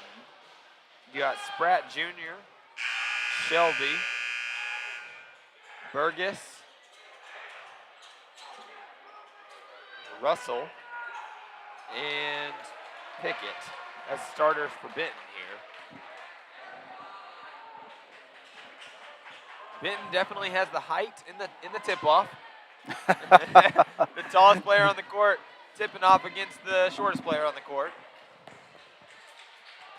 You like to see Noah right here just yank on his shorts when he jumps.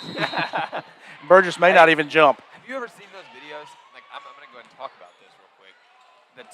The ref throws the ball up, and like Noah, instead of just standing there, would have ran around and caught the. Try to get the tip. Yeah. That's what Sheridan used to do. Brady Ingram was very good at doing that. I mean, hey, why not try it?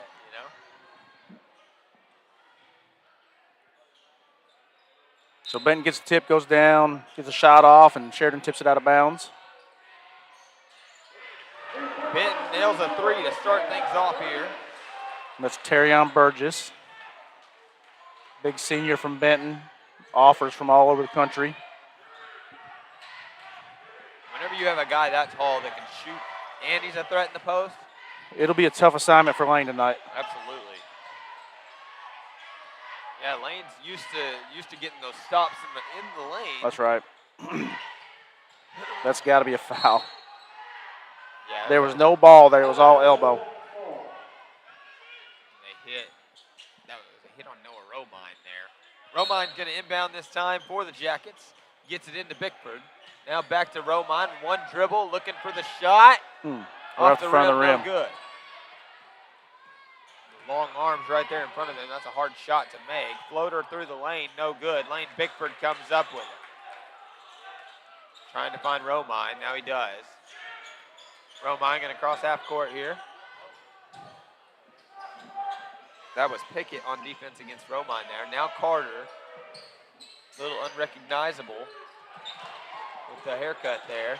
Logan Ward firing from three. In and out. In and out. Rebound by Lane. Bickford. Blocked by Burgess. Rebound by. Offensive board. Oh, that's got to be a foul. Back. No foul called.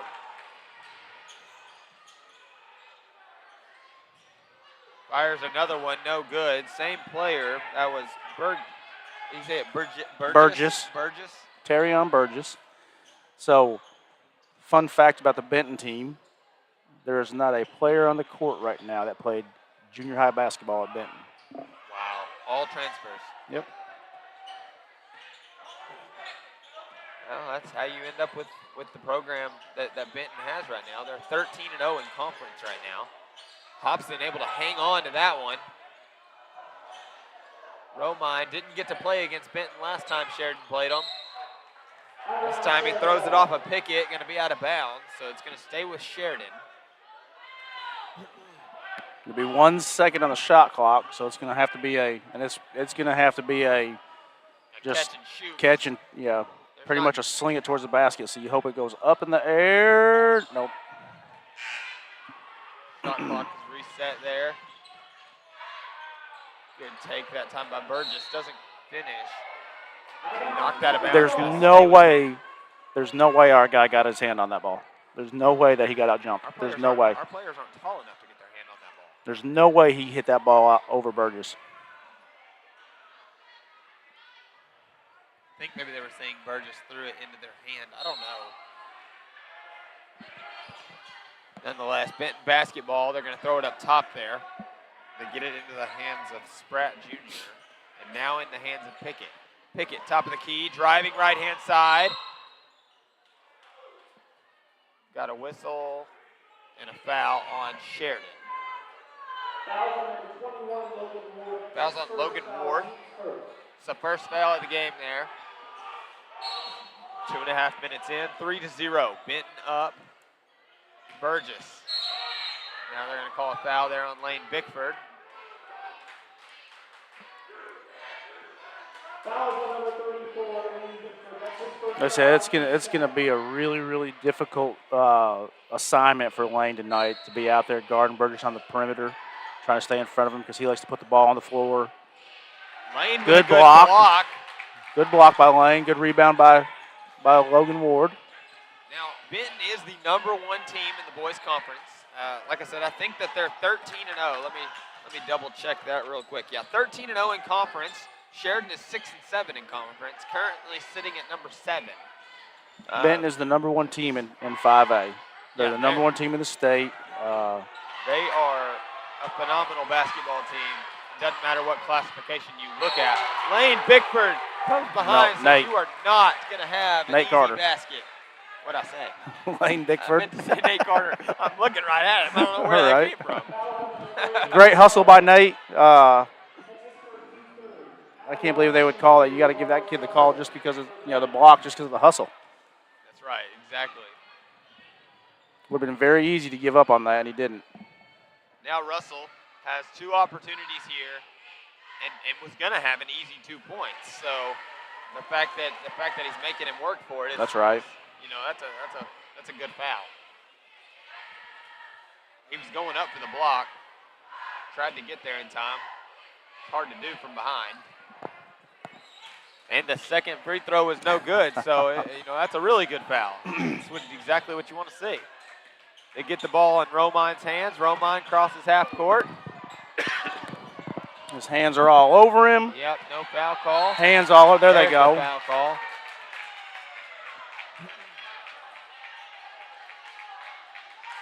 That's Benton's first foul, and Sheridan has 3. I missed one somewhere on the board here. Beckett Scott's going to check in here for Nate Carter. I haven't been keeping up with Sheridan's fouls, so I won't have that. Lane's got 1. Let me see. I want to see if I can't get this count here. Yeah, Lane's got 1, Logan's got 1, and Nate's got 1. Let's see. Nate. Noah and Lane. No, not Noah. Logan. Logan. Thank you.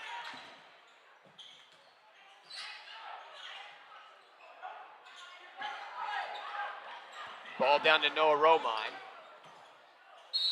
Goes up on the tallest player and draws the foul. Now he's going to have 2 opportunities here.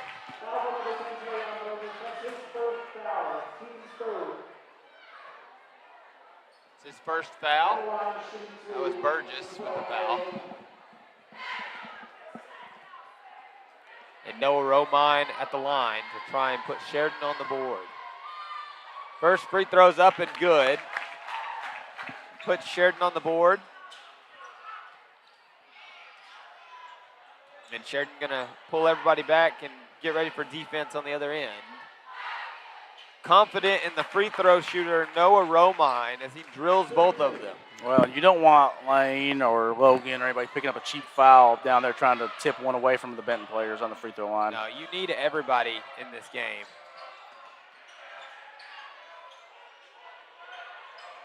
Off the rim, no good. Bickford comes up with Go it. coast to coast, big man. Whoop. Oh, no. Beckett does a good job hanging on. Good job by Beckett. Gets it to there's Romine. Noah. So that was fun for a second to watch That was, Lane get that and try to go coast to coast. I was wondering if he was gonna drill that all the way, but Beckett gonna stop, pull up from 3, no good. He stepped out. He did step out before he jumped, so that's out of bounds there on Sheridan. You know, I'm kind of glad he wasn't able to save that because there wasn't really any yellow shirts right there. Right. And it would have been 5-on-4 for a second. So I'm glad that played out the way it did. Burgess, ball got stuck on his hip.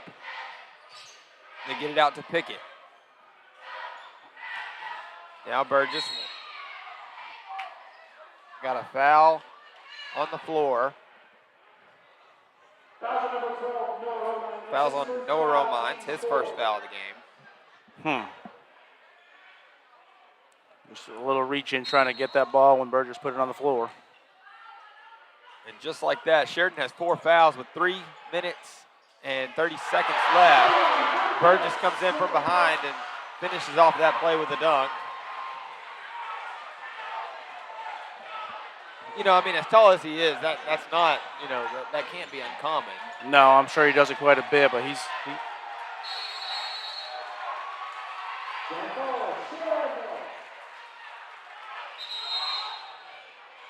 Game number 5 kill of night for Benton. So 21 seconds on the shot clock here. So you see the student section From three. from Benton gets a little bit involved, but the fans over there, for as great as this team is that they've put together, they don't get really riled up into this game. Beckett Scott had a little bit of a lane there. And Burgess closed it off in a hurry. Yes. He is so long. Sheridan fighting for this ball. Can't quite come up with it. Pickett's going to let one fly and connects.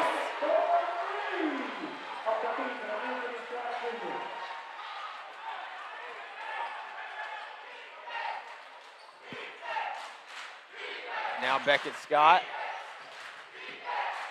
Didn't have him against Benton last time either. Right.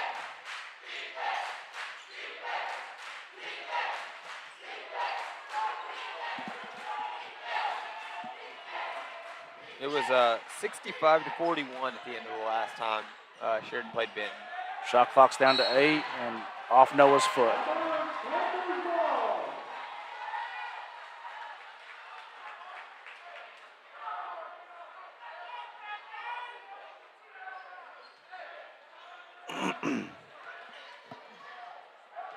Panthers are going to pass the ball in. They're going to give it to Burgess, and he's going to bring it down for the Panthers.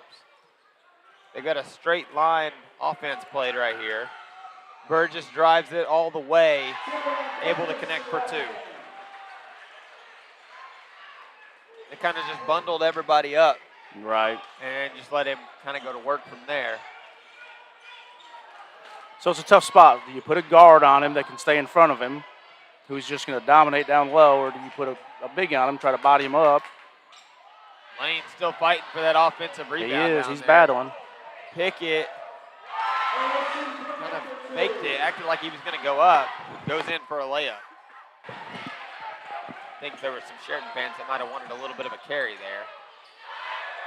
Active defense from the Panthers, 3-on-1, creates a layup opportunity on the other end, and Sheridan's forced to take a timeout. We'll take this opportunity to thank our sponsors.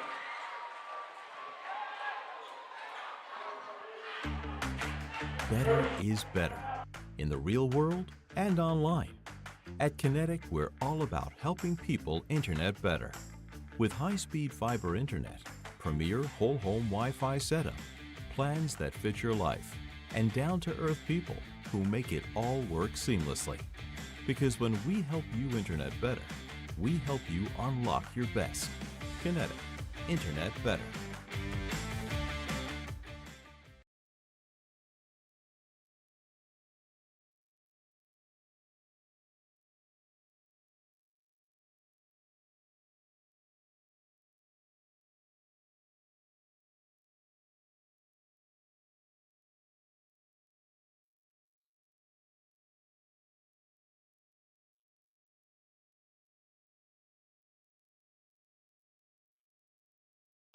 Welcome back here to the Sheridan YellowJacket broadcast. Sheridan YellowJacket basketball, not quite the start we were looking for here to the first quarter.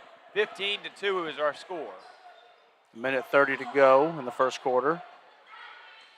Noah Romine changes speeds. Got a foul there. Reach in. Number 5 of Benton. That's his first foul. That's their 4th team foul. Team scores. For as well as this Benton team's being taken care of, they play defense with their hands a lot. And grabbing right there, tripped Noah up. Kind of straight up pushed him. Second call. And now it's Benton basketball after a 5-second call. The ref did not like him saying 5 seconds to her.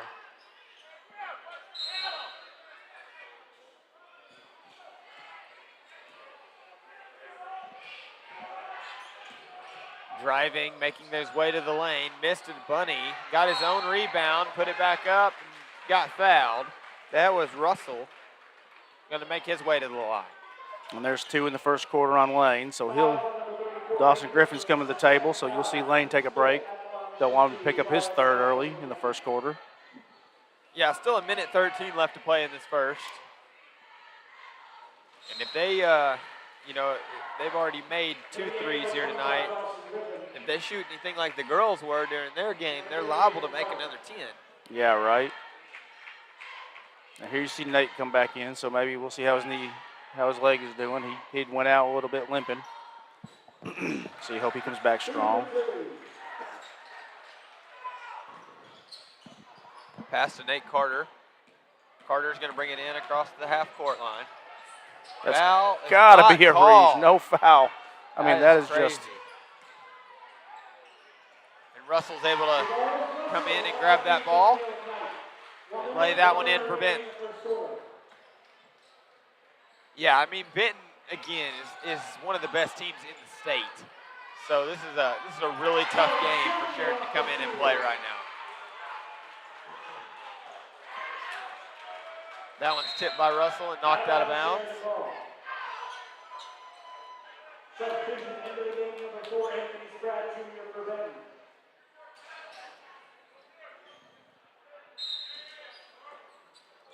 Romine gets it into Griffith. Griffin back to Romine. Romine going to cross half court here. Get him off him. So much contact. Oh, Dawson. Dawson was anticipating some contact there, and Benton just kind of backed off of it. Wide open 3 opportunity off the back of the rims, no good. They get their offensive rebound.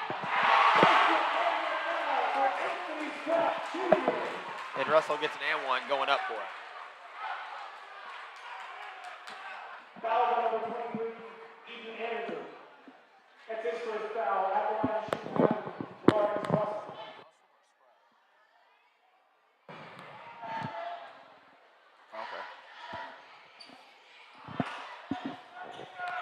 Missed the free throw. Griffin came up with it. Now Romine's going to bring it down for the Yellow Jackets. 8 seconds to score. Logan Ward stopping at the three-point line. 1 second. Clock's going to expire. Ball's going to go out of bounds. And that brings us to the end of the first. We'll take this opportunity to thank our sponsors. Better is better in the real world and online. At Kinetic, we're all about helping people internet better. With high-speed fiber internet, premier whole home Wi-Fi setup, plans that fit your life, and down-to-earth people who make it all work seamlessly. Because when we help you internet better, we help you unlock your best. Kinetic, internet better. I'm Dr. Rowe. I've been providing care in Sheridan for 15 years. I grew up here, my kids go to school here, and this is where we call home. My passion is to see people live healthier, fulfilled lives. Weight Loss AR and Wellness provides a range of wellness services, including medical weight loss, aesthetics, lasers, hair loss treatments, men's testosterone, and IV fluids. Come see us right behind the courthouse.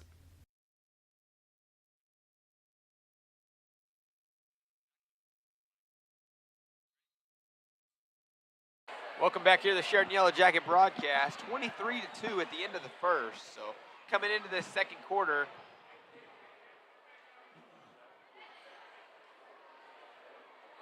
got to get our fouls reset here.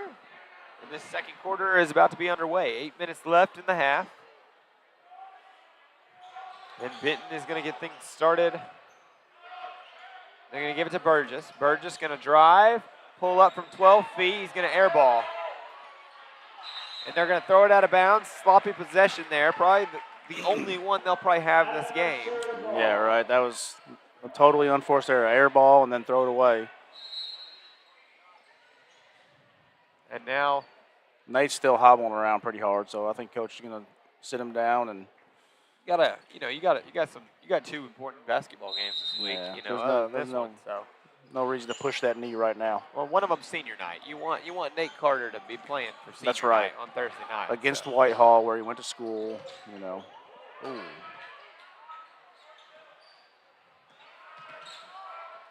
Beckett loses control, able to maintain.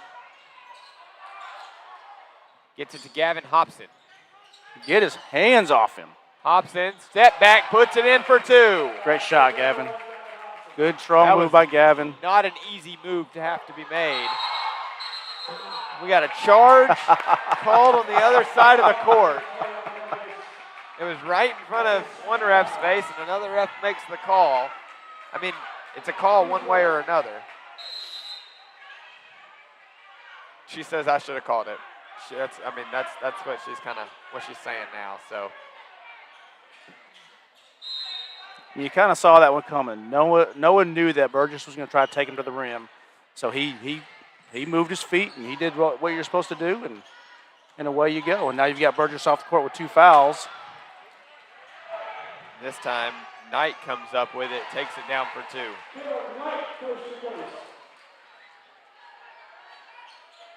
Into Scott.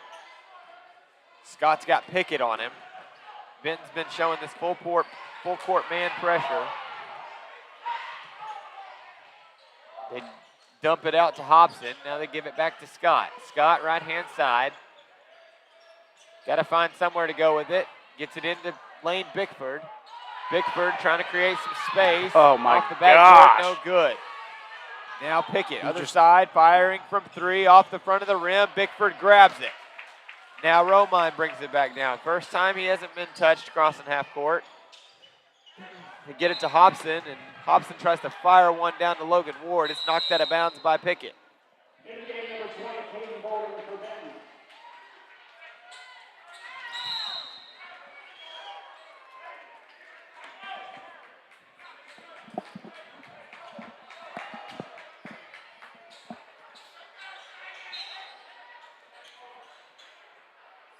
They get it to Beckett Scott. He's going to go left-hand side. Now he's got to get it to Romine, does. Romine fires from 3 with the little bit of space he has. Going to knock it back out to Jace Gatlin. Good effort by Lane. Great effort by Lane. Now Beckett Scott fires from 3, and he's able to connect. So we're still battling. Listen, the guys are playing hard out there. They're battling against this very good Benton team. You just want to see them keep that energy up and keep working. You got your 2 freshman guards on the court right now, and Beckett Scott and Jace Gatlin, along with Noah and Gavin and the seniors and the junior Lane Bickford. That's Pickett in the paint. He's able to connect for 2.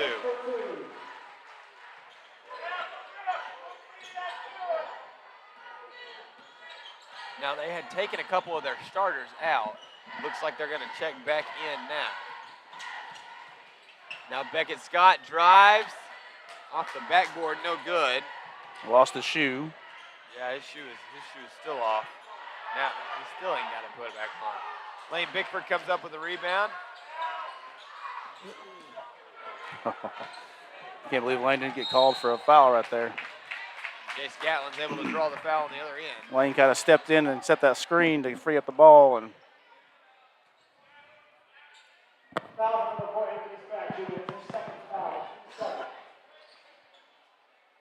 that was Russell and Bolding that are going to take a seat for Benton.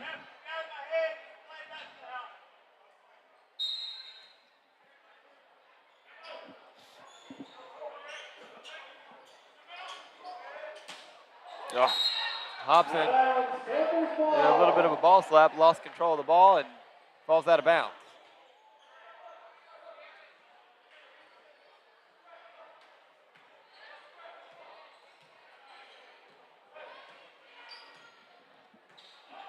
That's Burgess with the ball now. From the corner, looking for 3, no good. Hobson does a good job getting his hand on it, tips it over to Gatlin. here comes Jace with Burgess on him. Long pass to Beckett in the corner. Tries to drill one for 3. And It looked good when it left his hand. Pickett to Burgess. Burgess able to hang on the rim for a second. Makes this a 22-point game.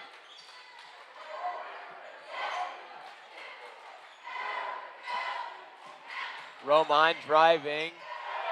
Ball's going to get swatted away. Pickett over the top to Burgess. Little alley-oop dunk.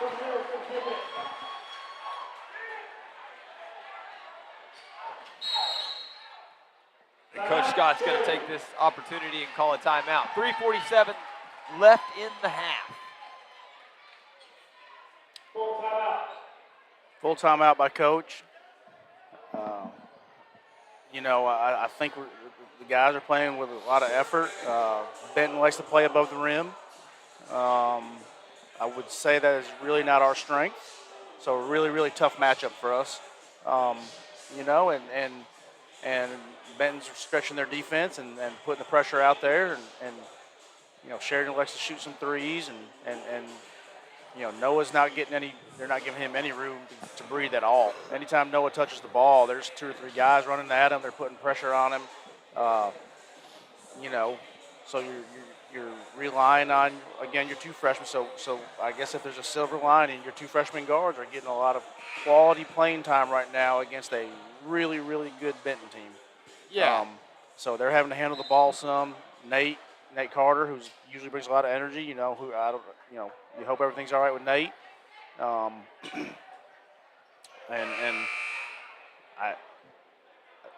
There's not a lot.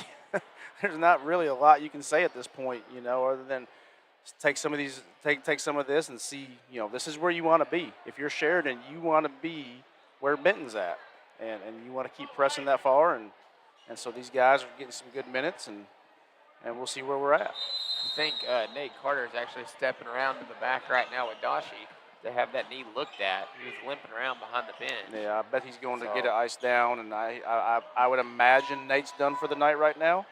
I don't expect to see him back. I don't either. I don't know, even if it's not serious, even if he thought he could come back, great shot. That's why they're not giving him any room. That's right. They gave him an inch right there, and next thing you know, he's draining it.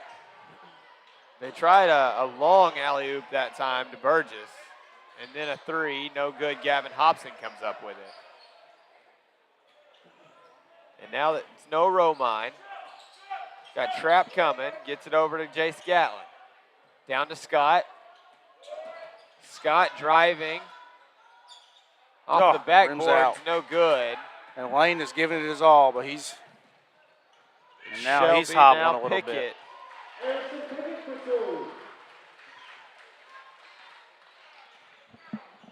2 minutes, 50 seconds left to play in the half. Logan Ward's coming to check in. Romine tries to get it to Gatlin. Can't quite get there. Right here. He missed it. Not in there, but a putback is good there from Russell.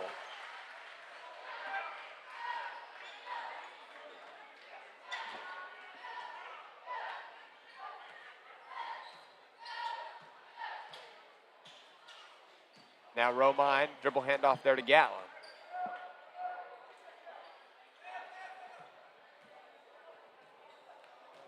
Scott's got to find somewhere to go with it. To Gatlin. Gatlin tops the key.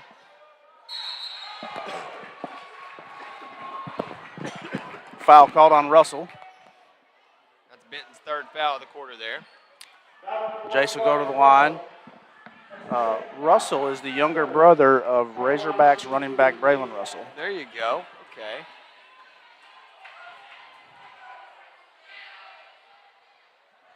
Jace hits the first one. Has another opportunity here from the line. So Beckett and Lane will take a seat, and then comes Logan Ward and Dawson Griffin back into the game. Second one was no good there for Jace. And Burgess is going to bring it down for the Panthers. Step back 3. Off the front of the rim, no good. Dawson Griffin comes up with it, long rebound. Now Noah Romine going to bring it all the way to the other end. He's going to get fouled on the way in.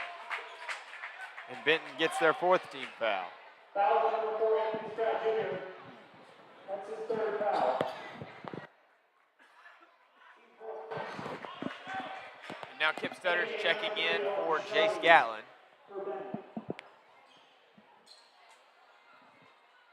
Gavin Hobson's going to inbound here from the baseline.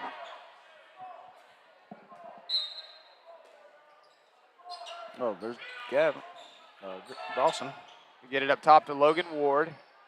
by the logo. And now Noah Romine. Noah from the top of the key off the back of the rim. They get it to Pickett. Now Pickett brings it down for Benton. Long skip pass. Now Russell looking for three. And he got it. 38-11 now. Minute 16 left in the half.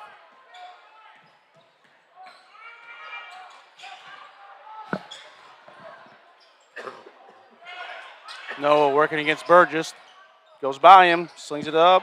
Dawson Griffin with the rebound and the putback. Good job by Dawson Griffin being ready on that one.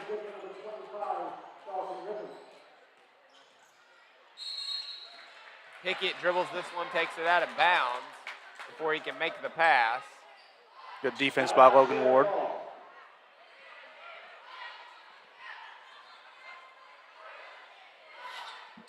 Gavin inbounds it to Logan, right back to Gavin, and right back to Logan. I don't want it, you take it. No, you take it. No, you take it. Yeah, just trying to move that ball around a little bit. Noah Romine's really having to work with the ball tonight. Probably could have got called for a carry on that one. No foul How call. was that? Oh, my no goodness. Foul call. Almost not the And word then on one. that one. He gets the and one Way to instead. stay with it, Noah. Way to stay with it. Great effort. That is crazy. Got absolutely hammered from behind on the three. No foul call. Comes up with it. Shoots it again. This time he does get the and. Not only the foul, but the and one.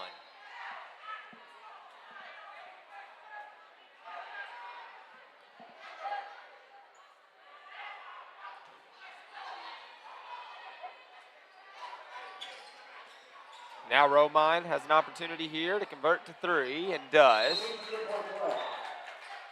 And he's going to get a break for the last 31 and a half seconds. He's like, what, me? Coach, I'm not even tired. Yeah, really, sweat dripping everywhere. Not even tired. Ethan Anderson going to put full court pressure on the ball on Russell. Good job. Benton's going to try to hold it for the last shot. 18 seconds on the clock here. Burgess gets it back up to Pickett. Pickett at the logo. Clock down to 8. And now Logan's going to foul. Foul number 21, Logan Ward. That's his second foul. He's first. Interesting. Sheridan has a bunch of fouls to give right here. So they may not just let them have an easy shot. Yeah, but you don't, you want maybe Ethan Anderson or Kip to go get that foul. Logan's got 2 now. You don't want to get him in foul trouble just off in the second quarter here going into the half. So. Good job by Anderson going in. Anderson picked up that foul. Coach Scott doesn't want them to have any easy points. 3.4 seconds here.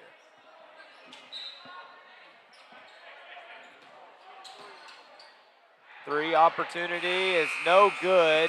Shot deep for Burgess, and the foul's made right.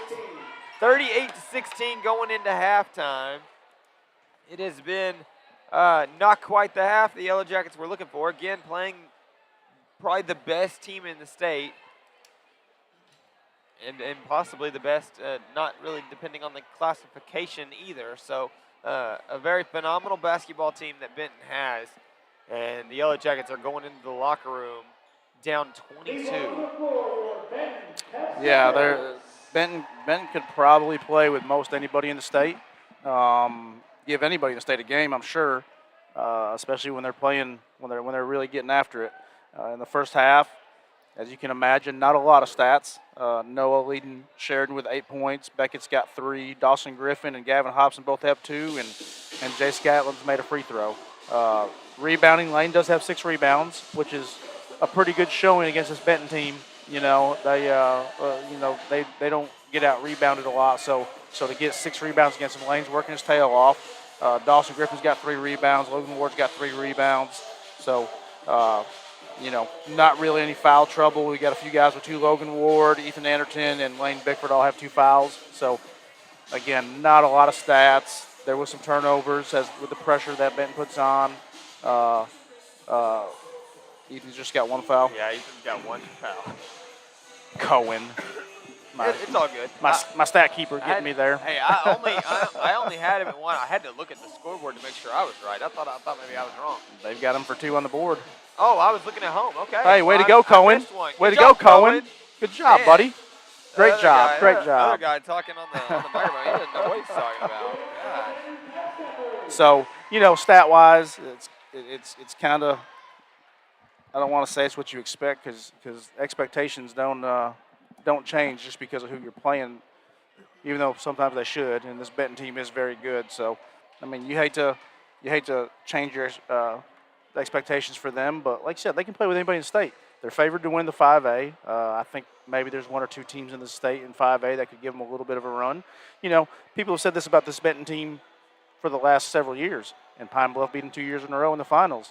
I am zero amount fan of Benton, so I had no problem with Pine Bluff beating them 2 years in a row, and that's very fun because Benton was almost handed the trophy preseason the last 2 years, just like they have been this year.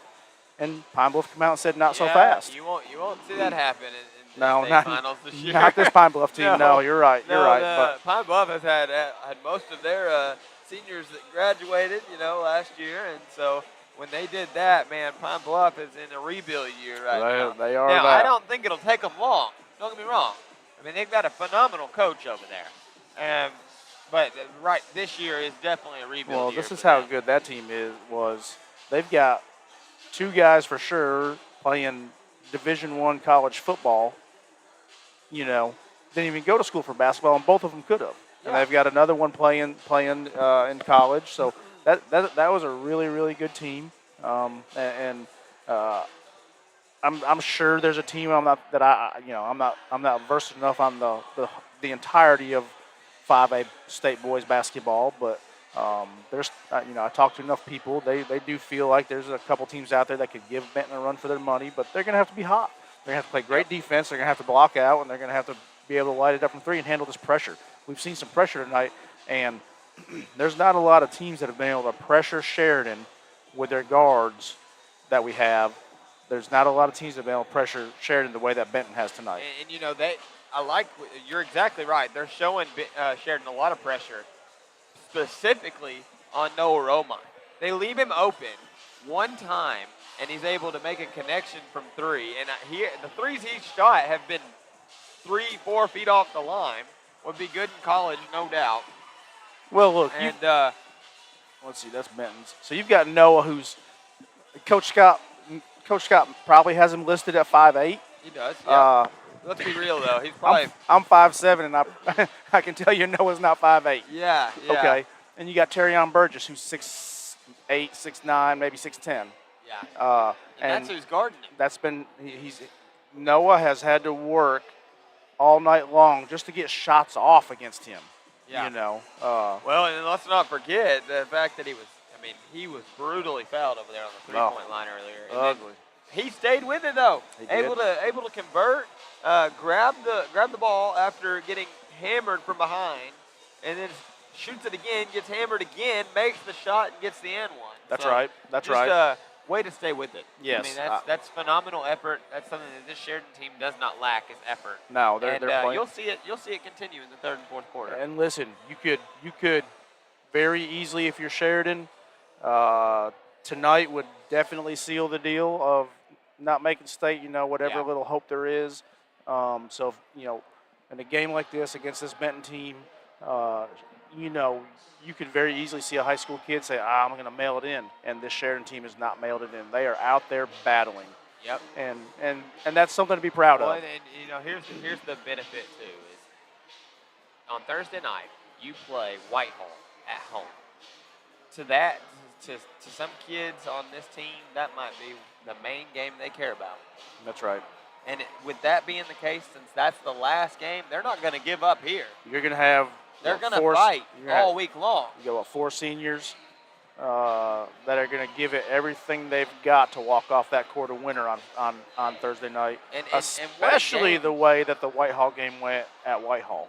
Yeah. With all the circumstances, Noah not playing, all those circumstances in that Whitehall game. Beckett didn't play. That was kind of Jace Gatlin's coming out party, and we hung and almost pulled that game out. without Noah and without Beckett. So, you know, the underclassmen are going to want to play for those seniors Thursday night. You know, you want to go down to Texarkana tomorrow night, really put on a show, come home with a victory, and have some momentum going into Thursday night. Here the rest of tonight, you want to come out in the second half.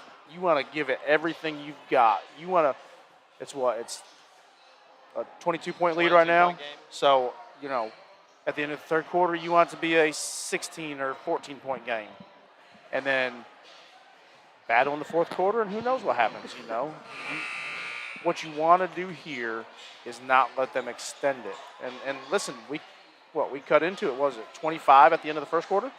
Yeah, I think so. I mean, we kept it even cut into it by 3 points in the second quarter, and we come out of the half down 22. Just keep competing and show, you know, just don't give up. You know, there's a lot of people that come to watch it, and they want to watch you battle. That's right. And again, it would be easy for a high school kid to say, you know what, I'm mailing it in the rest of this game. I'm just ready to get back to Sheridan, and they're not doing that. And I don't think any of these boys have that in them. Absolutely not. You know. We'll take a short break here to thank our sponsors before we get this second half underway. I'm Dr. Rowe. I've been providing care in Sheridan for 15 years. I grew up here. My kids go to school here, and this is where we call home. My passion is to see people live healthier, fulfilled lives. Weight Loss AR and Wellness provides a range of wellness services, including medical weight loss, aesthetics, lasers, hair loss treatments, men's testosterone, and IV fluids. Come see us right behind the courthouse. Better is better in the real world and online.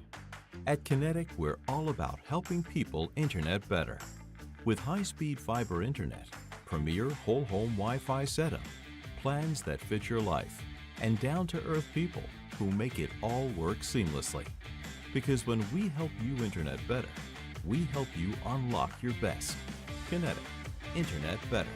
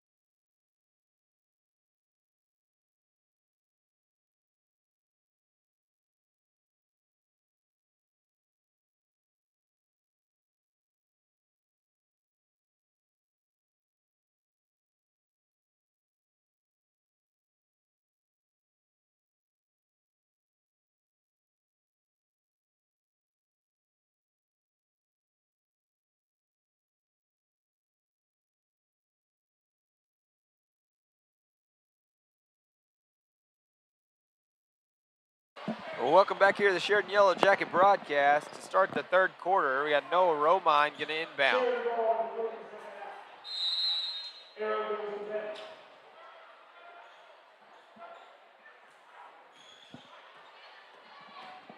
And Beckett Scott going to get it over to Romine. Romine able to hang on. Ward was looking for the back door there. And get it to Scott. Scott waiting for an offensive set. Driving. Off the backboard, it's good. Good strong move by Beckett, taking it to the hoop. Beckett fighting, couldn't quite get there. Pickett misses the bunny. They get it back out to Russell. That is just unfortunate right there. Logan Ward is busting his tail trying to get that ball. I think he got a little hand on that ball that Beckett tried to get a steal on, and then he tipped that rebound. He cuts Burgess off. Now Russell driving. Off the backboard is good for two. Noah Romine. Cross half court now. Changes direction. He's all over him and no foul call there. Beckett Scott now right-hand side, launches for three. Off the rim, no good. And Burgess is going to come up with it. Burgess going to take it all the way, kick it out. Now Pickett looking for three, and it's good.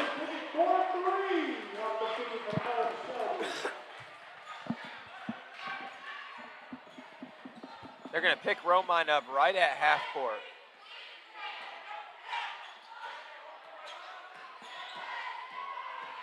Romine driving, fading away, off the rim, no good. Now Burgess. Burgess all the way to the rim, lays it in, gets the end one. The foul's going to be on Bickford. That'll be his third. 6 minutes, 9 seconds left to play. Their student section has gotten completely out of this game.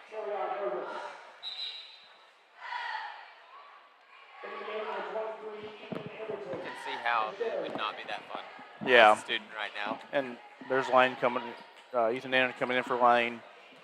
Lane's hobbling off the court a little bit. He's got a little bit of a limp in his gait. A little hitch in his giddy up tonight. I don't know what's.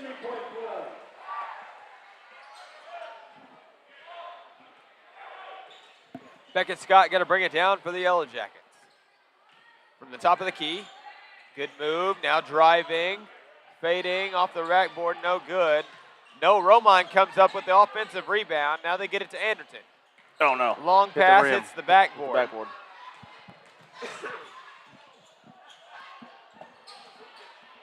I think Benton's trying to do a little too much. Pickett somehow comes up with it and draws an and one. This time the foul's on Logan Ward. And that'll be his third. And now you're going to see Dawson Griffin check in, more than likely for Logan Ward. In the game, number 25, Dawson Griffin for Sheridan.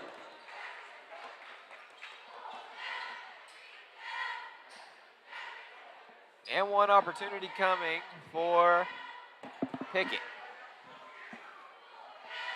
Pickett from the free throw line. Shot is underway. Ooh. And it is short.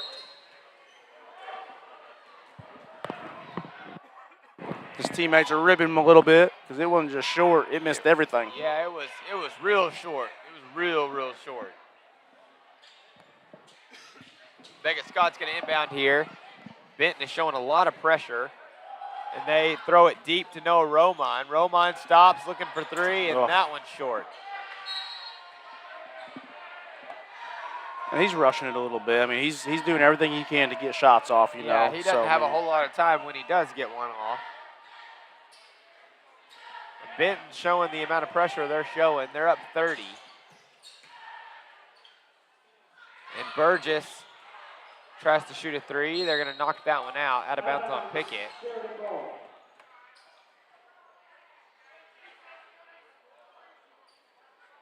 And Benton playing full court press up by 30. And they're playing man. They're just playing man-to-man. They're picking their man up full court. Get the ball in, and then we're going to clear out, let Noah handle the ball. Noah can get it across, especially if you just got one person on him. And they just shoved That's intentional. him. That should have been something. It was. They called it. She called it intentional. It's intentional. I mean, he full-on shoved him. Two hands and right in the back. He should, in all honesty, he should be kicked out of the game on that one. That should be a flagrant, whatever it is. It is a flagrant. You don't see those very often. And he did. I mean, it was point blank. You can't miss that That's call. right.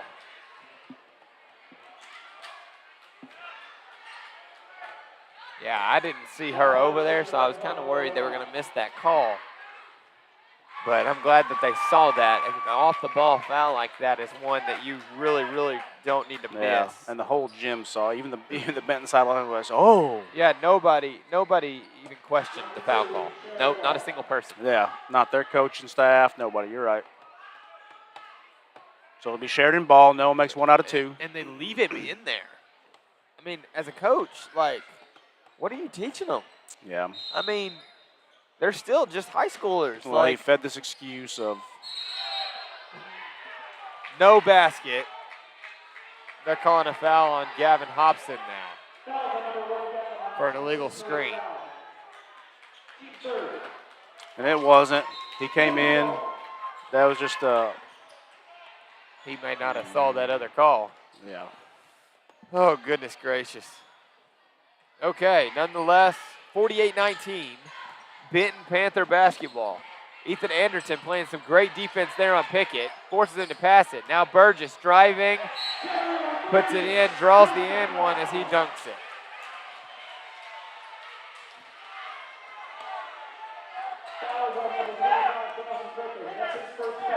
Who did they call the foul on, did you see? Dawson. It was on Dawson Griffin, so that was his first. first foul, yeah. But again, Dawson came all the way out to the perimeter to guard him, and he came all the way out there, and it's a tough matchup for them. For Dawson, for Lane, Burgess is a very tough matchup. Now Noah Romine getting picked up in the logo. A lot of contact. They're going to call the foul. I don't think the ref liked all the clapping after that. Doesn't make any kind of call.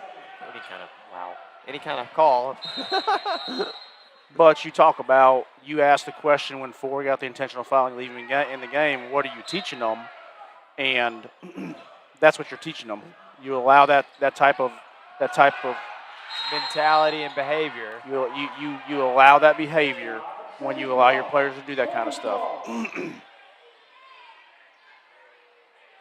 And I mean, you're seeing that behavior all over the court. I mean, like, just the attitude that Benton is showing, it's just not that of good sportsmen. And whenever you're as good as Benton is, you really don't like to see that. Good effort by Dawson. Oh. Got a foul there on Beckett Scott. And now they are calling like every little thing. I think they're trying a little too hard to get back control of the gym. I think they feel like they've lost a little bit of control of it. And when you start getting intentional fouls like that, you have lost, you're in danger of losing control of the gym.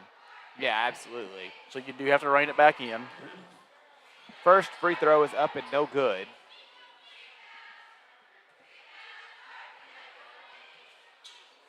And a second opportunity is coming. That's Spratt Jr. at the line. Shelby. I'm sorry. Yeah, you're right, Shelby. It was Spratt Jr. that got the flagrant.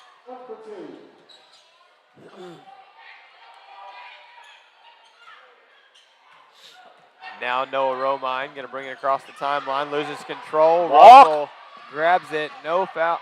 I almost think he double dribbled right there. Now they're going to calling a flagrant on Beckett Scott. Just from a shooting foul. Now I think they're just getting excited down there. Oh my goodness. This has been the longest third quarter of my life. And it's only halfway over. Yeah, I know. This is insane.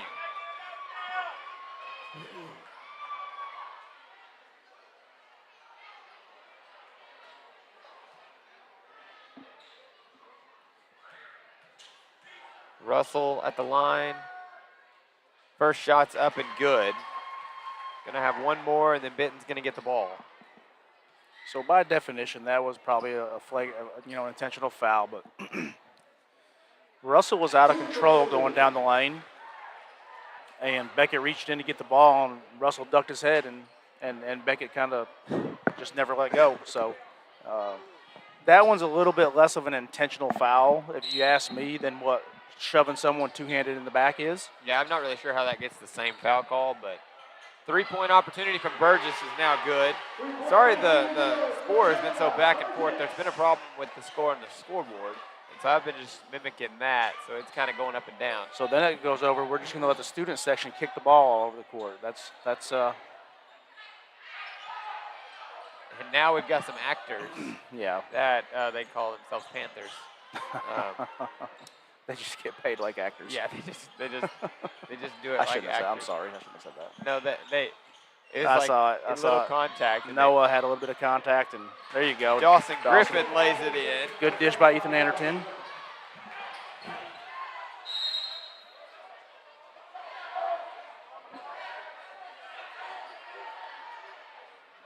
Let's go all the way back here. That should be our ball all the way back there.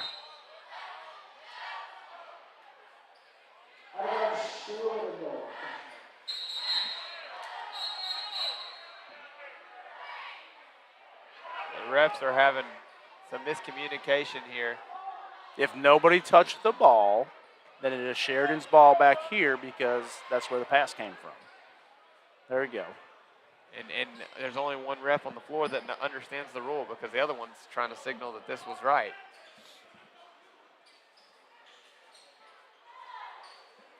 And now they're in agreement. No Romine going to inbound from the baseline.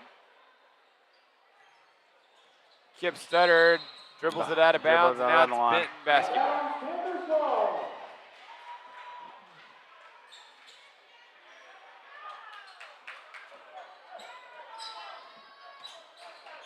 Long pass out to Burgess.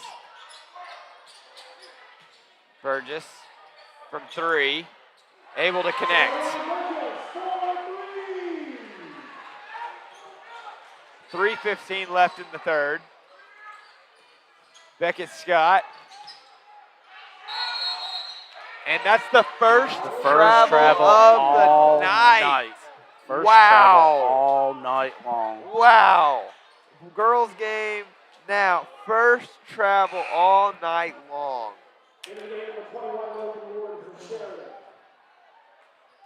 I mean, he traveled. Like, I can't, I'm not going to argue. I'm not going to argue that she was wrong. I just my mind is blown the first one all night, that it took a game and a half. Yeah, over a game and a half. And there were probably about 5 or 6 in the girls' game. There's probably been 2 or 3 tonight in this game. It's going to be Sheridan basketball. And Jace Gatlin's going to check in for Beckett Scott.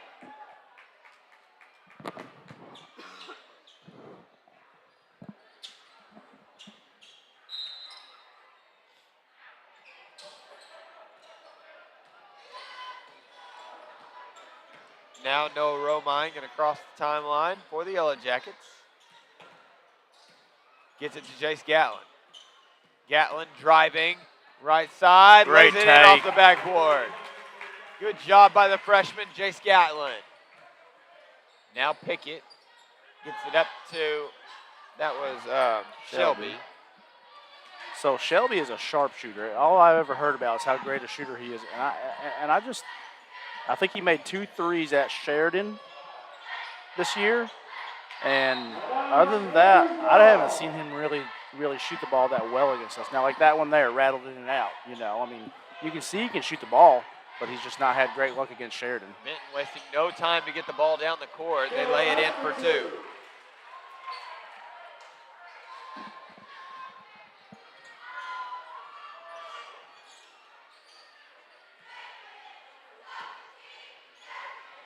No, Romine, the ball was tipped after after it left his hand.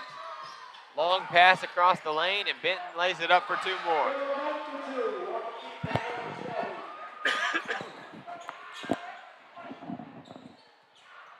Hey, before I forget tonight, I do want to thank, Coach Nethery from Benton, the AD here.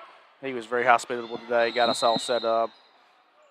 Both coaches did do, helping us get our stuff together. And we didn't have to go looking for rosters at all today. They came and asked us if we had everything. Coach Nethery, Benton Athletic Director, very hospitable today. The husband of our former superintendent, Dr. Carla Nethery, and from my understanding, I don't think he'll be at Benton again next year. So we wish him well with wherever he goes. Minute 35 left in this third quarter.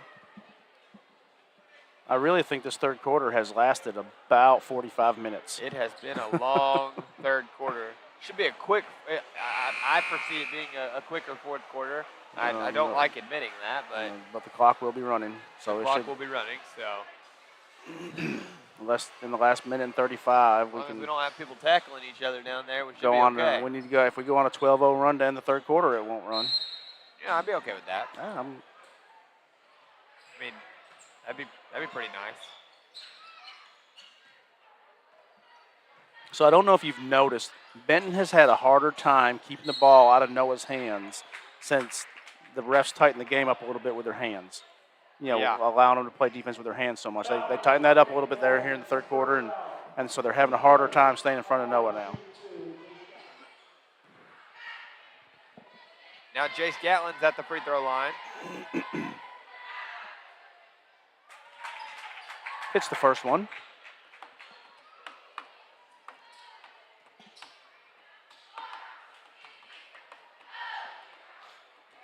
Jace Gatlin's second free throw's up and good.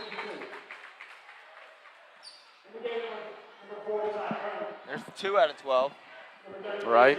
So now you're going to see a couple substitutions for Sheridan. Ty Frank seeing his first action of the varsity game tonight. And that's Isaiah, isn't it? Yeah, let's see. It's Xavion Collins. No, Xavier. Benton picks up a quick 2 there. Now Noah Romine going to bring it down for the Jackets.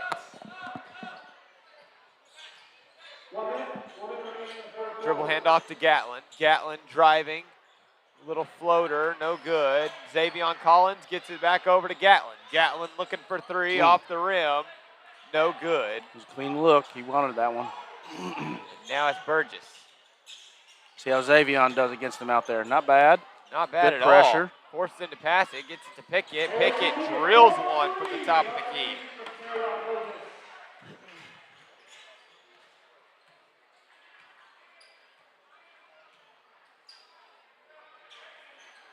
Xavion. Back over to Ward, now to Romine.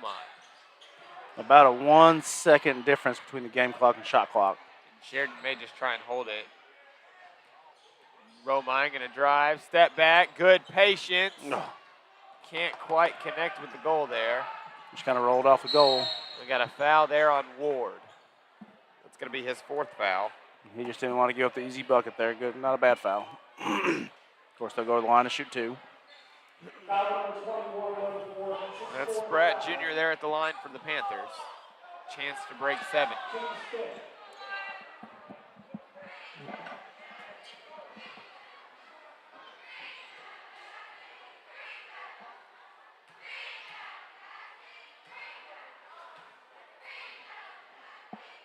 First shot's up and good.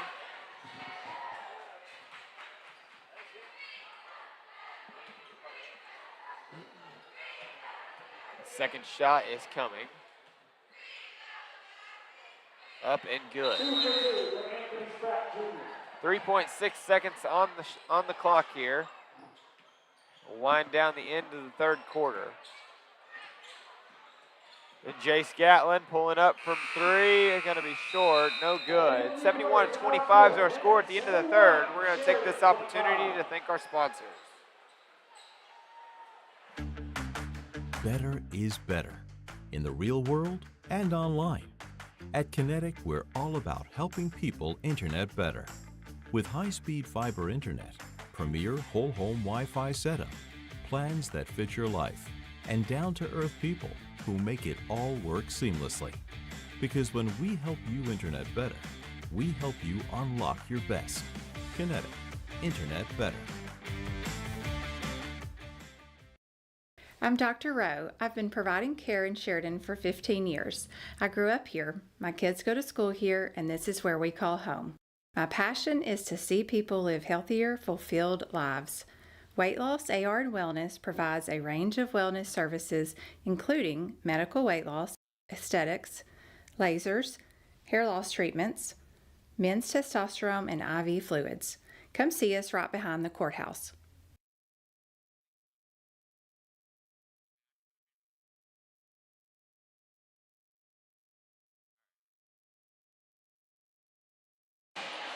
Welcome back here to the Sheridan Yellow Jacket broadcast for this fourth quarter. The Sheridan Yellow Jackets versus the Benton Panthers.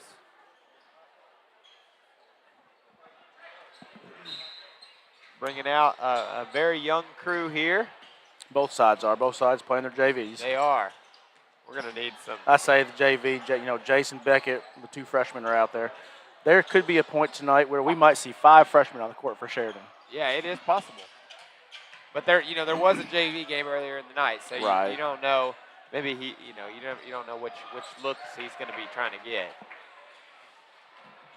Becca Scott's going to come up with it and bring it down for the Jackets. Gets it over to Gatlin. Gatlin looking for 3. Short, unable to connect.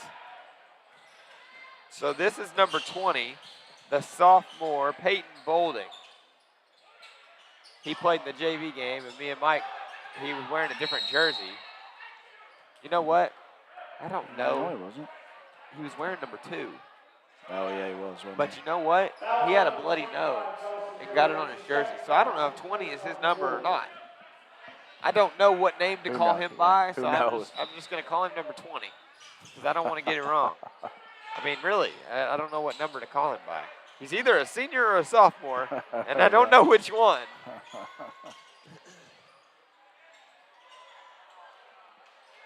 That was Chris Johnson that took it all the way that time, was unable to connect with the basket. Now Beckett Scott's going to bring it down for the Jackets. Shot fake. Good pass across the lane to Dawson Griffin. Lays it in for 2. Now all 5 that are on the floor tonight, right now for Sheridan, will be back next year. Absolutely. So this is fun. You'll have Lane Bickford back, right? So getting to see a little glimpse of the future right here. Yeah. Ethan Anderton, good defense. Xavier getting in there. And he comes up with the rebound. Good job by Xavier Collins. Beckett Scott had some pressure from behind, couldn't quite hang on. Going to run and save it at the corner. We got a whistle blown. Coach called timeout. And Coach Scott called a timeout. 5 minutes, 53 seconds left in the game. Coach Scott trying to coach these guys just like he would the varsity. I mean, this is a good opportunity to be able to do that. Yep. Going to drop a play, see what he can. He's going to drop a play for him and see how they do, running a play that he draws up during a timeout.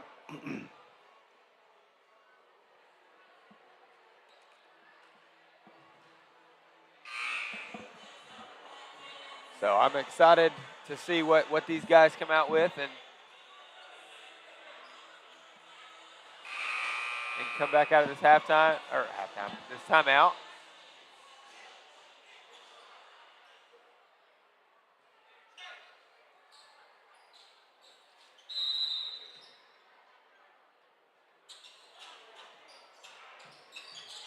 Beckett Scott inbounding, tried to get it to Dawson Griffin. Dawson able to save it, but there's not anybody on that side, so it's going to go out of bounds.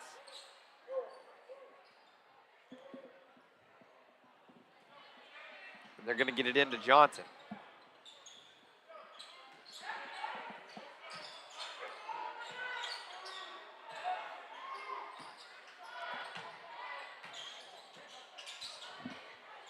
Johnson pulls up from the free throw line, able to connect, gets it in there for 2.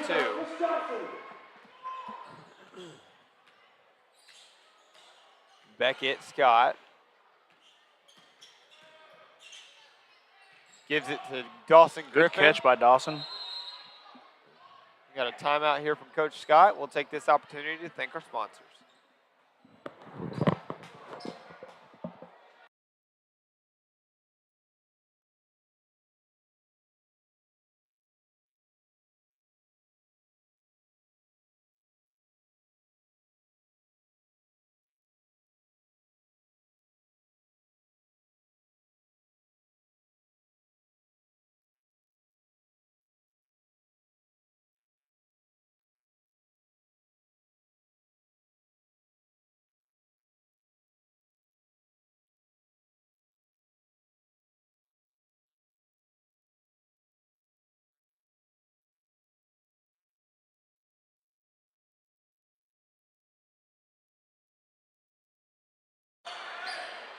Beckett Scott quickly takes it down the lane, lays it in for 2.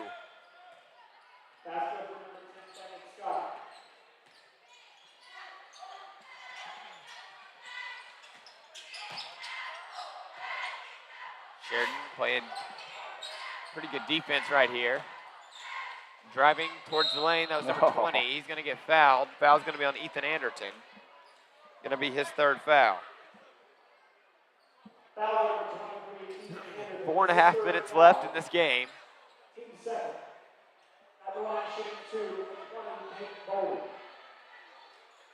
Hendricks is going to check in now for Johnson.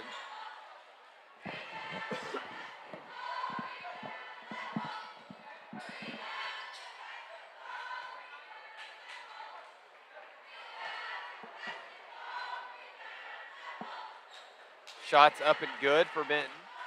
So I'm trying to watch. Number 0 for Benton. The referee just made coach take him out of the game. Interesting. I don't know what for. I don't think his mouth was stopping running. Ah. I think he got mouthy with some Sheridan players. The ref told him to quit it. I think he got mouthy with the ref. Good strong move by Beckett, getting the and one.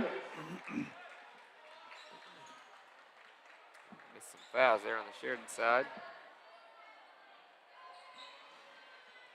That's who the foul was on. Lee? No. Oh, it was on 13. Trotter DJ. Jr. And Beckett converts there, makes that a 3-point play.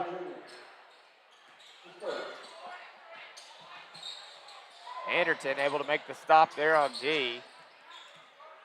Got 3 guys to check in for Sheridan. Ball's thrown out of bounds by Benton. Sheridan basketball. Dawson Rogers, Ty Frank, and Kip Studdard checking into the game now for Jay Scatlin. Oh, sorry.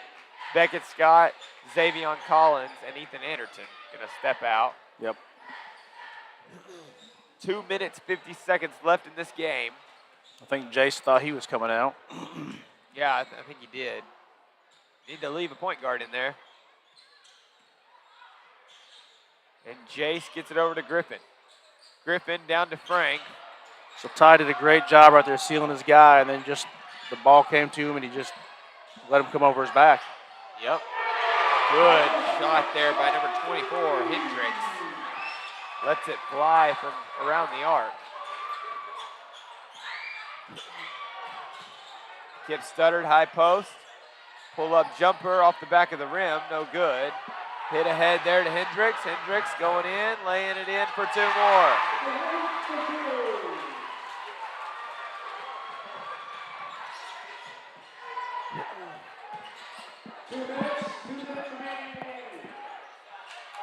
Jay Scatlin now driving, laying it in.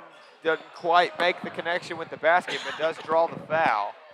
Yeah, good hard take by Jace right there, getting to the basket and drawing the foul. Minute 40 left in the game and running clock. First one's up and good.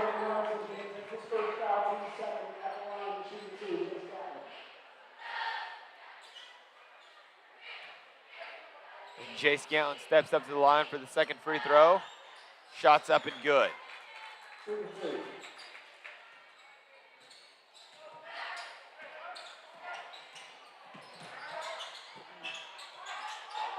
Hendricks grabs it, shoots it from free throw range. No good. Put back layup is good for Benton. Long pass to Ty Frank. Gets it to Studdard. Studdard finds Gatlin. Gatlin firing from the perimeter and makes the connection.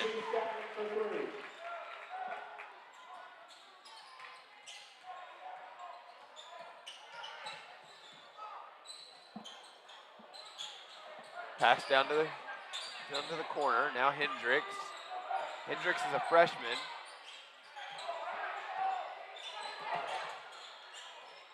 Gatlin comes up with it. In transition, able to lay it in. Got a foul coming in from behind. That was Kip Studdard. Clock doesn't stop. 15 seconds. Winding. Now we're under 10. Got 8 seconds on the clock here. They may not even throw it in again. 3 seconds left. No hustle. 2-1. Game is over. Thank you, 82 to 39. And we're going to end this game. Benton Panthers are going to move to 14-0 in conference, and Sheridan's going to move to 6-8.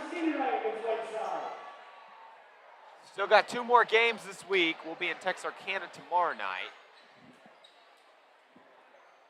Benton got out to an early lead and just didn't let up, Mike.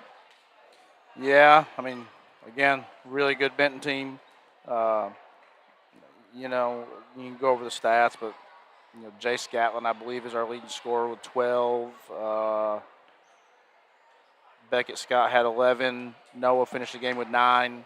Dawson Griffin had 6. So, not a whole lot in a game like that. There's just not a whole lot of stats to talk about, you know. Right.